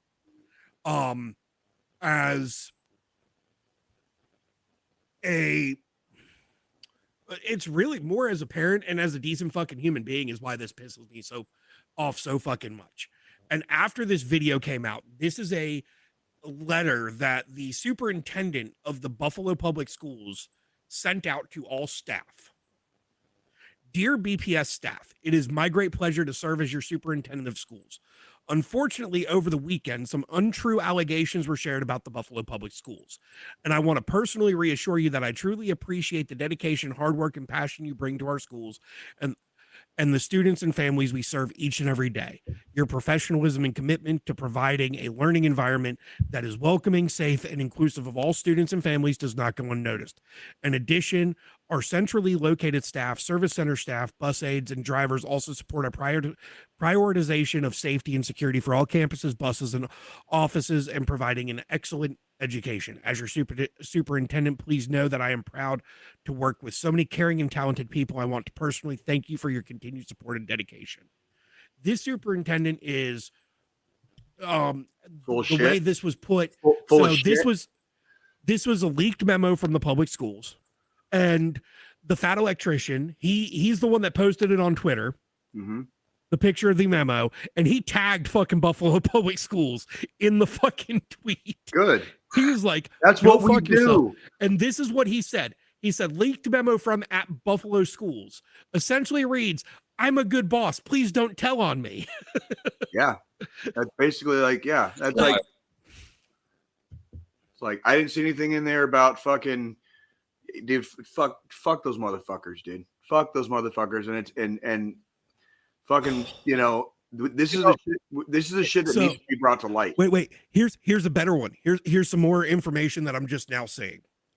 So apparently all of Buffalo Public Schools board meetings are live streamed on YouTube, except the one they had the Monday after the fucking podcast episode we're looking at here went live, where they addressed the allegations that fucking Rich put against the fucking school system.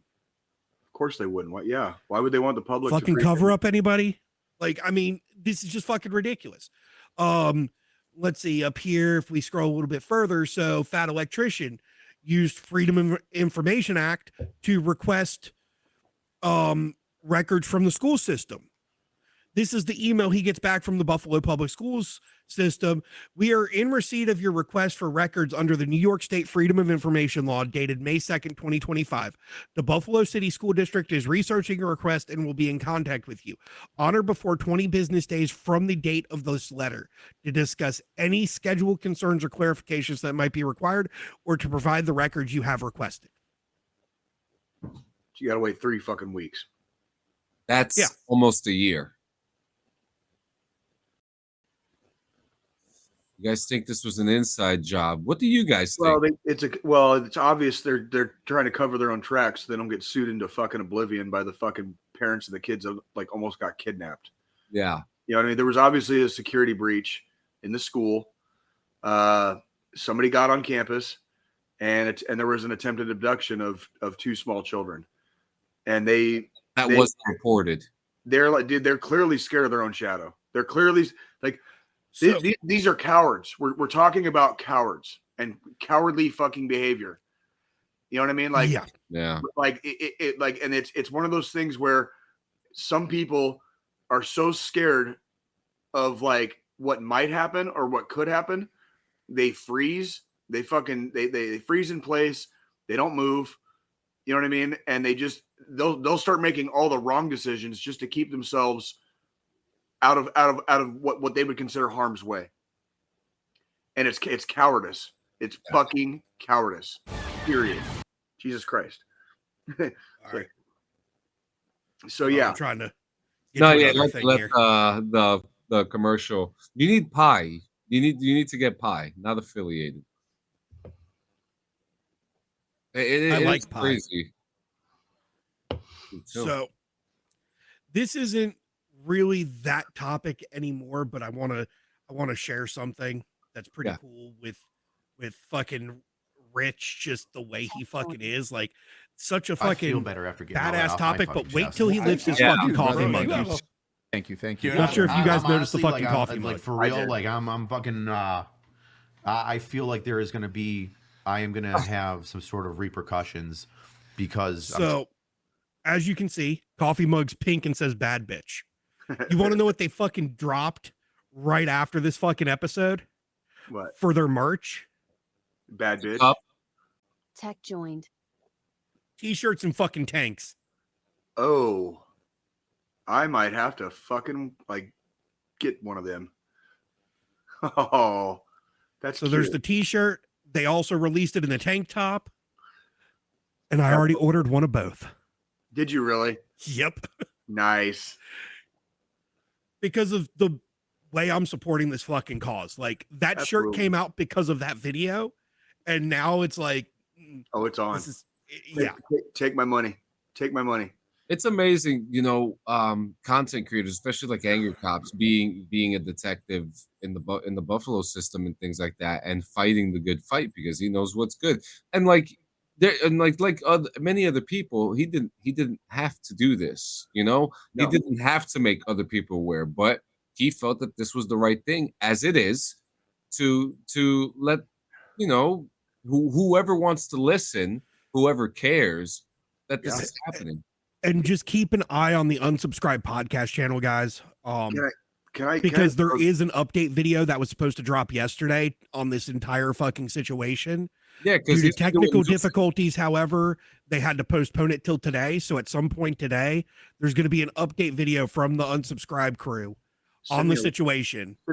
Send that link to the group chat whenever it comes in, Joe. Yeah, because they're pretty much the Unsubscribed crew pretty much told Buffalo Public Schools, if you want a third-party investigation, give the Unsubscribed podcast crew 72 hours, and they can fucking investigate it for them.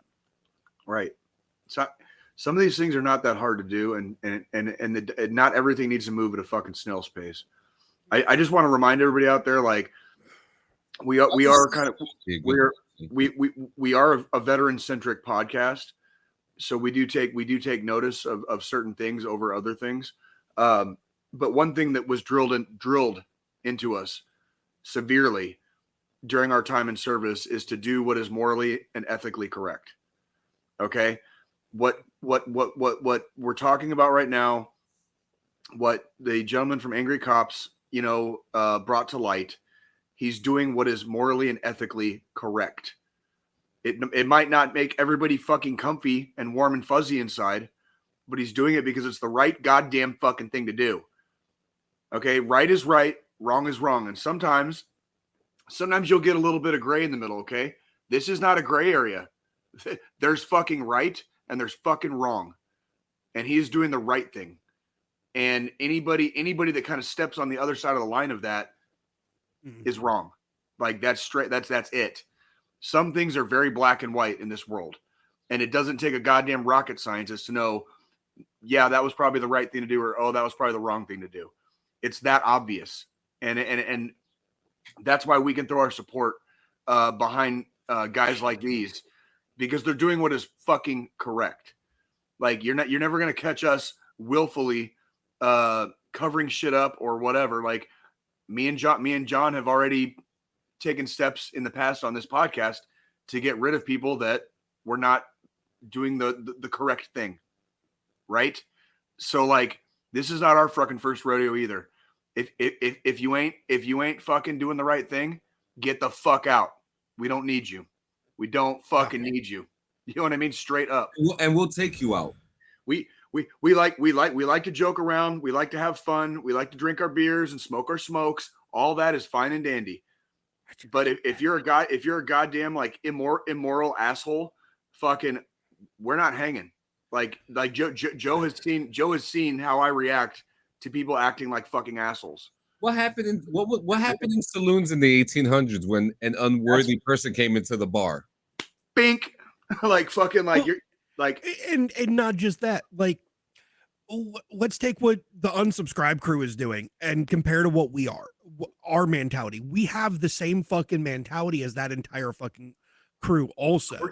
Because obviously they took their service seriously, of course. I'm going to tell you this. I don't care who you are, political figure, fucking content creator, fucking Joe Schmo at the fucking Walmart.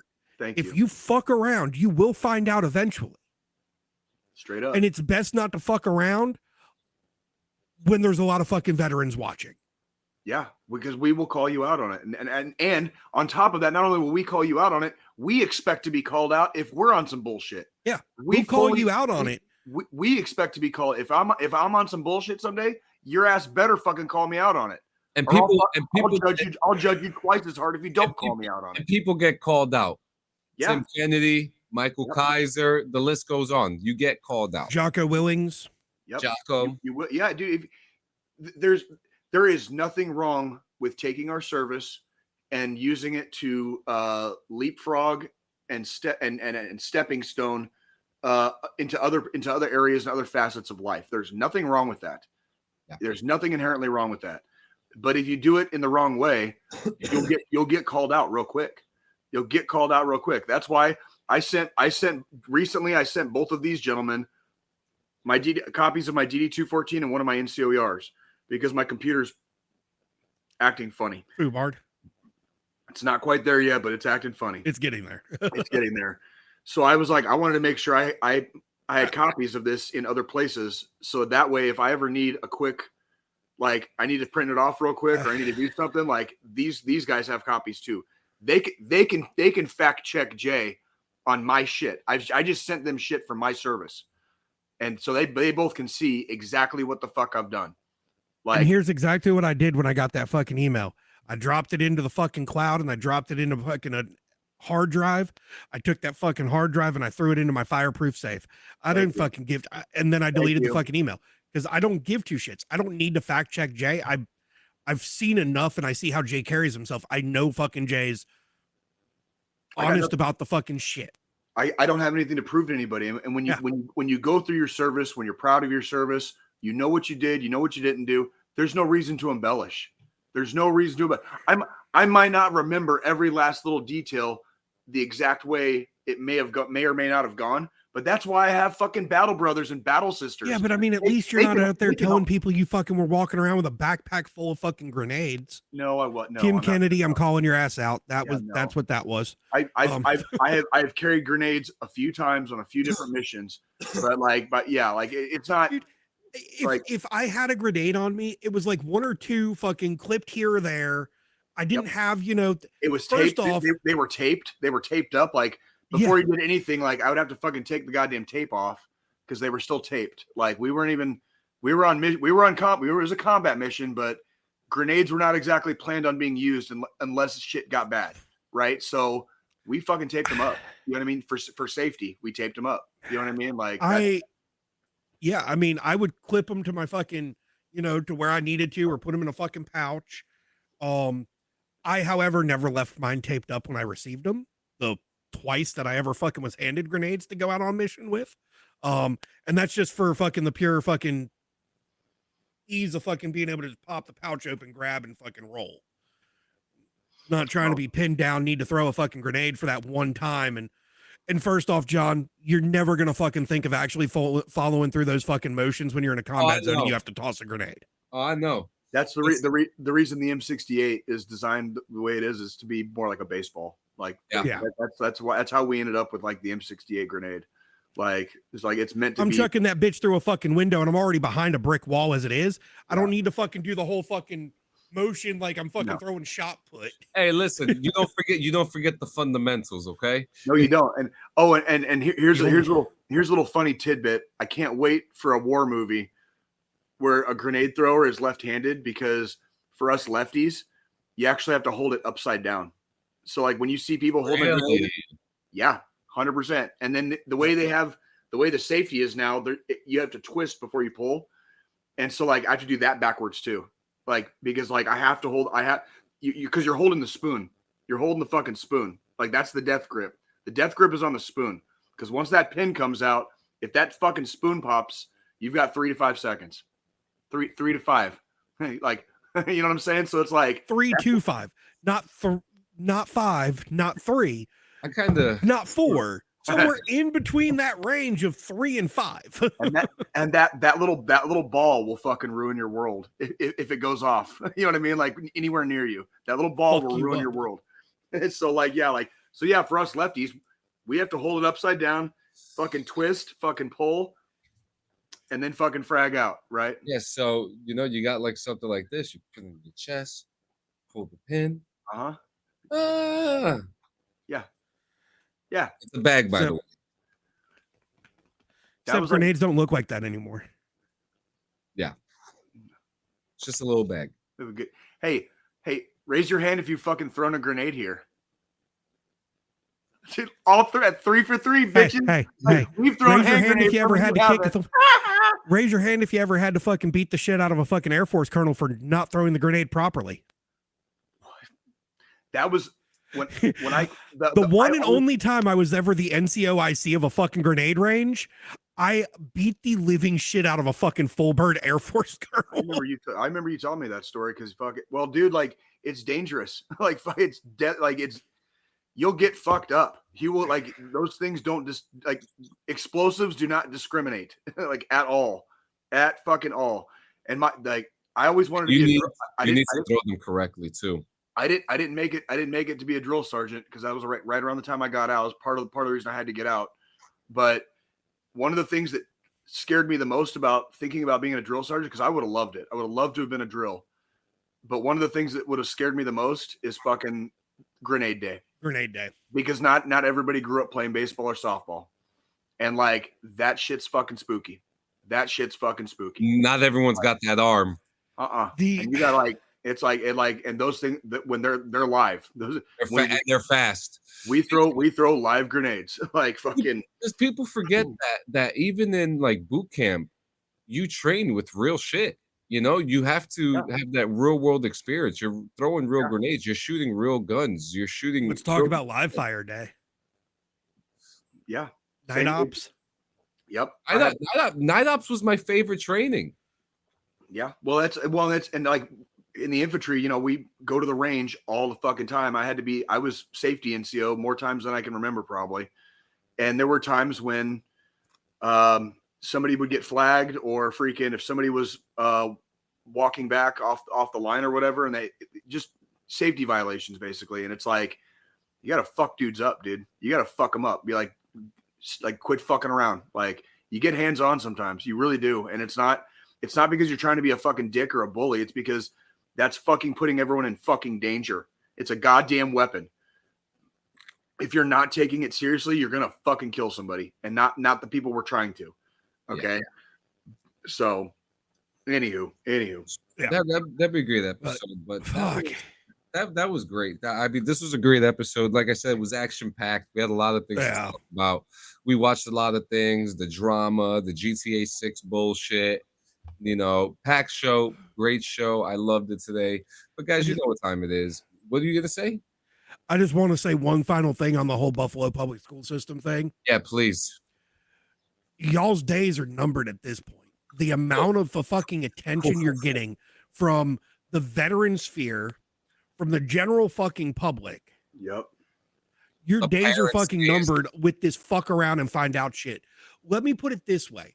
The unsubscribe crew has pretty much, they've created a fucking email for parents who have fucking similar situations in the public school system in Buffalo, New York, to contact them out at, so they can help them get the legal fucking help they need to go after the fucking school system. I got a buddy that lives in the area, like one of the horsemen, John, one of the horsemen. He's a firefighter too. Yeah. So he's in. I might give him a call fucking this week and see what he's heard on the fucking, like, if he's put his ear to the rail yet, and see what he sees. This is the post that came out where they were like, here's the tip line. And this is just the last thing on this, and then we can wrap.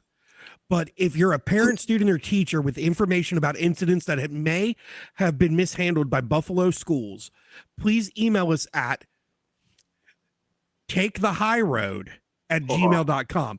And the way they did high, they spelt it like Rich's last name, like Angry Cop's last name, HY, because his name's Richard High. Okay. So I gotta say, for a cop, he's pretty fucking cool. He's a pretty cool. Include as much detail as possible, names of individuals involved, locations, dates, and times. Be sure to let us know if you wish to remain anonymous. This was May 2nd, early in the day. It's 2 days ago. Evening of May 2nd, follow up. We're already getting flooded with tips about Buffalo schools in DA Erie County, New York, most from people scared shitless of retaliation. So let me make this crystal clear. If anyone lays a finger on a whistleblower, Unsubscribe Crast will raise a fuck ton of money for their legal war and sue you so hard it alters the trajectory of your family tree. You no longer hold the power to ruin careers. You hold the power to turn yourself into a goddamn payday. They are fucking holy shit. The city of Buffalo is going to be real broke soon. They're going to need a fucking government prevention in there. Gloves are off, homie. Like, dude, we've said it on this podcast before. This went from a boxing match to a bare knuckle fucking street fight. Dude, everyone wants to be a gangster until it's time to do gangster shit. And guess what veterans are fucking really good at? Gangster shit. Doing gangster shit. Yep. Because we don't fight. We don't fight fair. We don't fight fucking pretty. We fight dirty, ugly, and hard. Dirty, ugly, and hard. Listen, we're not Ivy League boys, all right? No, dude. We get down in the mud and the blood and the beer, dude. Like, we do not give a fuck, dude. We do not give a fuck. All the way to the end. All the way to the end. Like, fucking... Good luck, Buffalo. Good luck. So on that note, I mean, I think this is a perfect way as a final thought as well. Sure. Protect your kids. Yeah. Protect your nephews, your friends' kids. You know what I mean? Anything can happen. The kid that lives down the street that you see riding their bike on your fucking on your street or whatever. Like, just keep your eyes open. Keep your eyes peeled. And guess what? There's resources too. Go on Google, look up a registry. They have public registries available for you to look at to see if there's anyone in your neighborhood that could pose a threat to your children. Mm-hmm. You know, this is a thing. You know, there's a reason why they have these registries. And now, granted, we know that not the registries are not 100%, right? Because there are a bunch of them that decide not to register, yeah.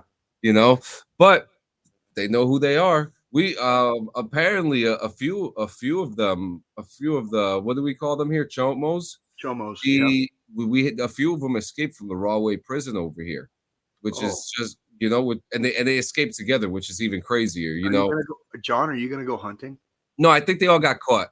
Okay. I'm pretty sure they all got arrested already. Yeah.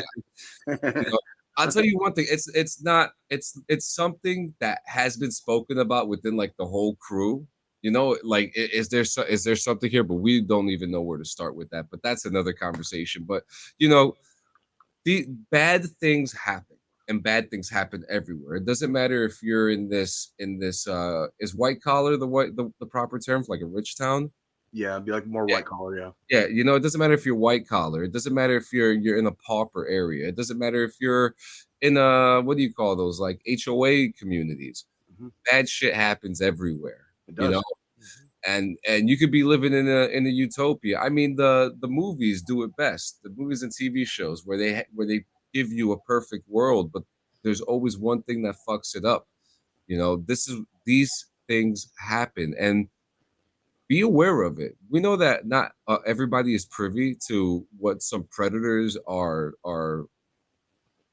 privy to doing as far as their actions and learning how to coerce emotions out of people. Keep an eye on that. Keep an eye on people that you don't know. Look at the registries.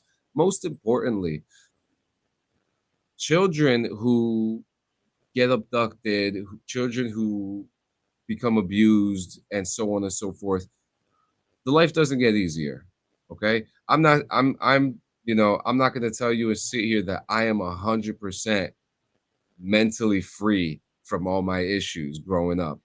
Okay. Because I'm not, and I have had treatments that have helped me a lot, but the trauma is still there.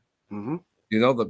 And shit like this, like that poor kid, who the school system didn't even tell the parents that he was part of an abduction. Like, that is going to follow that kid for the rest of his life. And he's going to remember that. Yeah. It's trauma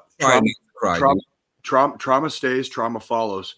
That's why we have these talks every week at the end of the show, because we know you might be hunky-dory for weeks at a time, and then it only takes one fucking bad day, and all of a sudden you're feeling like you're in the bottom of the fucking valley, slogging through mud, and nothing seems like it's ever going to be okay again. And it doesn't take much to trigger that. A lot of our suffering that we have is stuff that has happened to us over time and in life, different types of traumas. But it doesn't go away. What we learn to do is we learn how to manage it more than anything. Yeah. It's never going to go completely away. The things that we've seen, the things we've experienced, some of the things that we've done, it's never going to go away.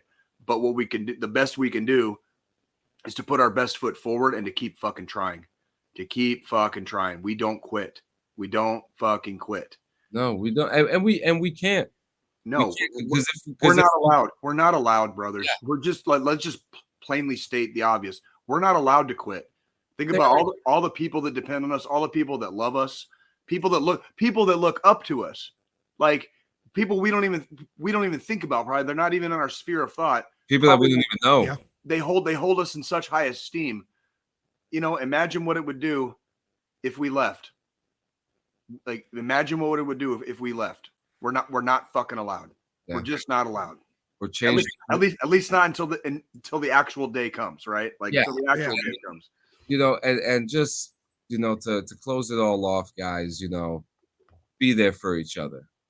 Listen to what everybody is saying. Because there was even we didn't show it in today's episode, but there was even something where there was a situation with a little girl or something like that. It just left me right now. Talking about from that episode. Yeah, it was in that. So it was her dad being a gangbanger, like he's a Crip or a Blood or something like that, beating her. She kept going to the school counselor, who's a mandatory reporter. First time, school counselor said, "Oh, she's just a chronological liar." Yeah. Second time, just ignored her. Pathological, yeah. You know what I meant. I know what you mean. Yeah. Then the third time, she shows up with fucking video proof, and this fucking counselor still doesn't do shit. Yeah. I think she showed up with bruises. Yeah, yeah. Oh yeah, no, it was second time was the video proof. Third time it was the bruises all over her, and that's when finally it got reported. Yep. And he just was like, But it if took you're 3 times. It took 3 times. Yeah, it took 3 times. One time her saying something, second time video and still nothing. Mm-hmm. Third time physical fucking signs. That's what it took. Right. And he pretty much broke down and said, if you are a mandatory reporter and you do not report, you should be charged and either go to jail or be put on fucking probation and never be allowed to fucking work in your field again. We 3 deal with mandatory reporters all the time. We go to the VA and we go to see our doctors. They're mandatory reporters. Before I leave any of my appointments, irrelevant to whatever I'm seeing the doctor there that day for. Are you thinking about harming yourself or others? Get asked every time. Every time. Because they're mandatory reporters. Yeah. So like if I happen to say yay to one of those questions, I might have to go to the funny farm for a few days and get put on a fucking like on a hold because because they're mandatory reporters. Like Jay's having bad thoughts about fucking things again. Fucking he's got to go for a couple days. Harming yourself or others. Do chomos count? Because if so, then I guess you need to put me in the fucking straitjacket for a week. Yeah, right. And I bring that up because like even if someone has a history of something specific, like what they were saying that this girl was a liar, they were saying she was a liar. You listen to what they're saying. You don't have to listen. Yep. You know, you always listen. It was that fucking adult's one fucking job to listen. Mm-hmm. One fucking job. It's not that adult's fucking job to assume, to use your own fucking opinion, and to decide is it a fucking valid claim. No, that's what the fucking law enforcement officials are fucking for. You're a mandatory fucking reporter. You are required by fucking law to say something. You are not allowed at all to make your own determination on whether it's something that needs to be fucking reported or not. That's correct. That is correct. Absolutely. That is correct. That's just like me at work, working as a manager for IT, but within a healthcare organization. If I see something that I am required to report anything that could be considered a HIPAA fucking violation. There you go. And so I am required by fucking law. I am mandated that I have to fucking say something. Yep. Same with this fucking school counselor. They are required. It's insane. And guys, with that note, if you guys can't speak to a counselor, if you guys can't speak to a therapist, if you guys can't speak to a friend, a stranger, a kid, a parent, an uncle, an aunt, the list goes on. You also have an option to dial the National Suicide Hotline. You can text or call 988 or dial 1-800-273-TALK. That's 1-800-273-8255. They are there to listen to your story today. They're most of them are on the volunteer space, I believe, if not all of them. They're there 24/7. It's not a subscription service. It's there for you today. You guys are not alone. The 3 of us go through shit all the time. We know you're human too, right? Because if you're human, you go through shit.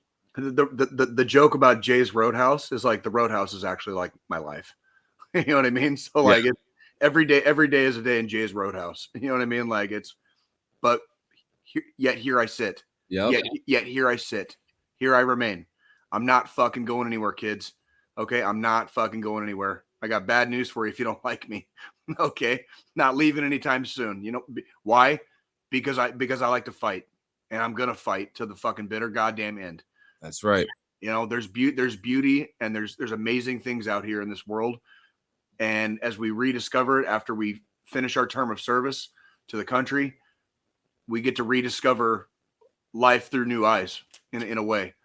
And so that's kind of like when shit gets rough, like, yes, it gets rough. Yes, it gets fucking rough. Like nobody's denying that. But we're not going to quit.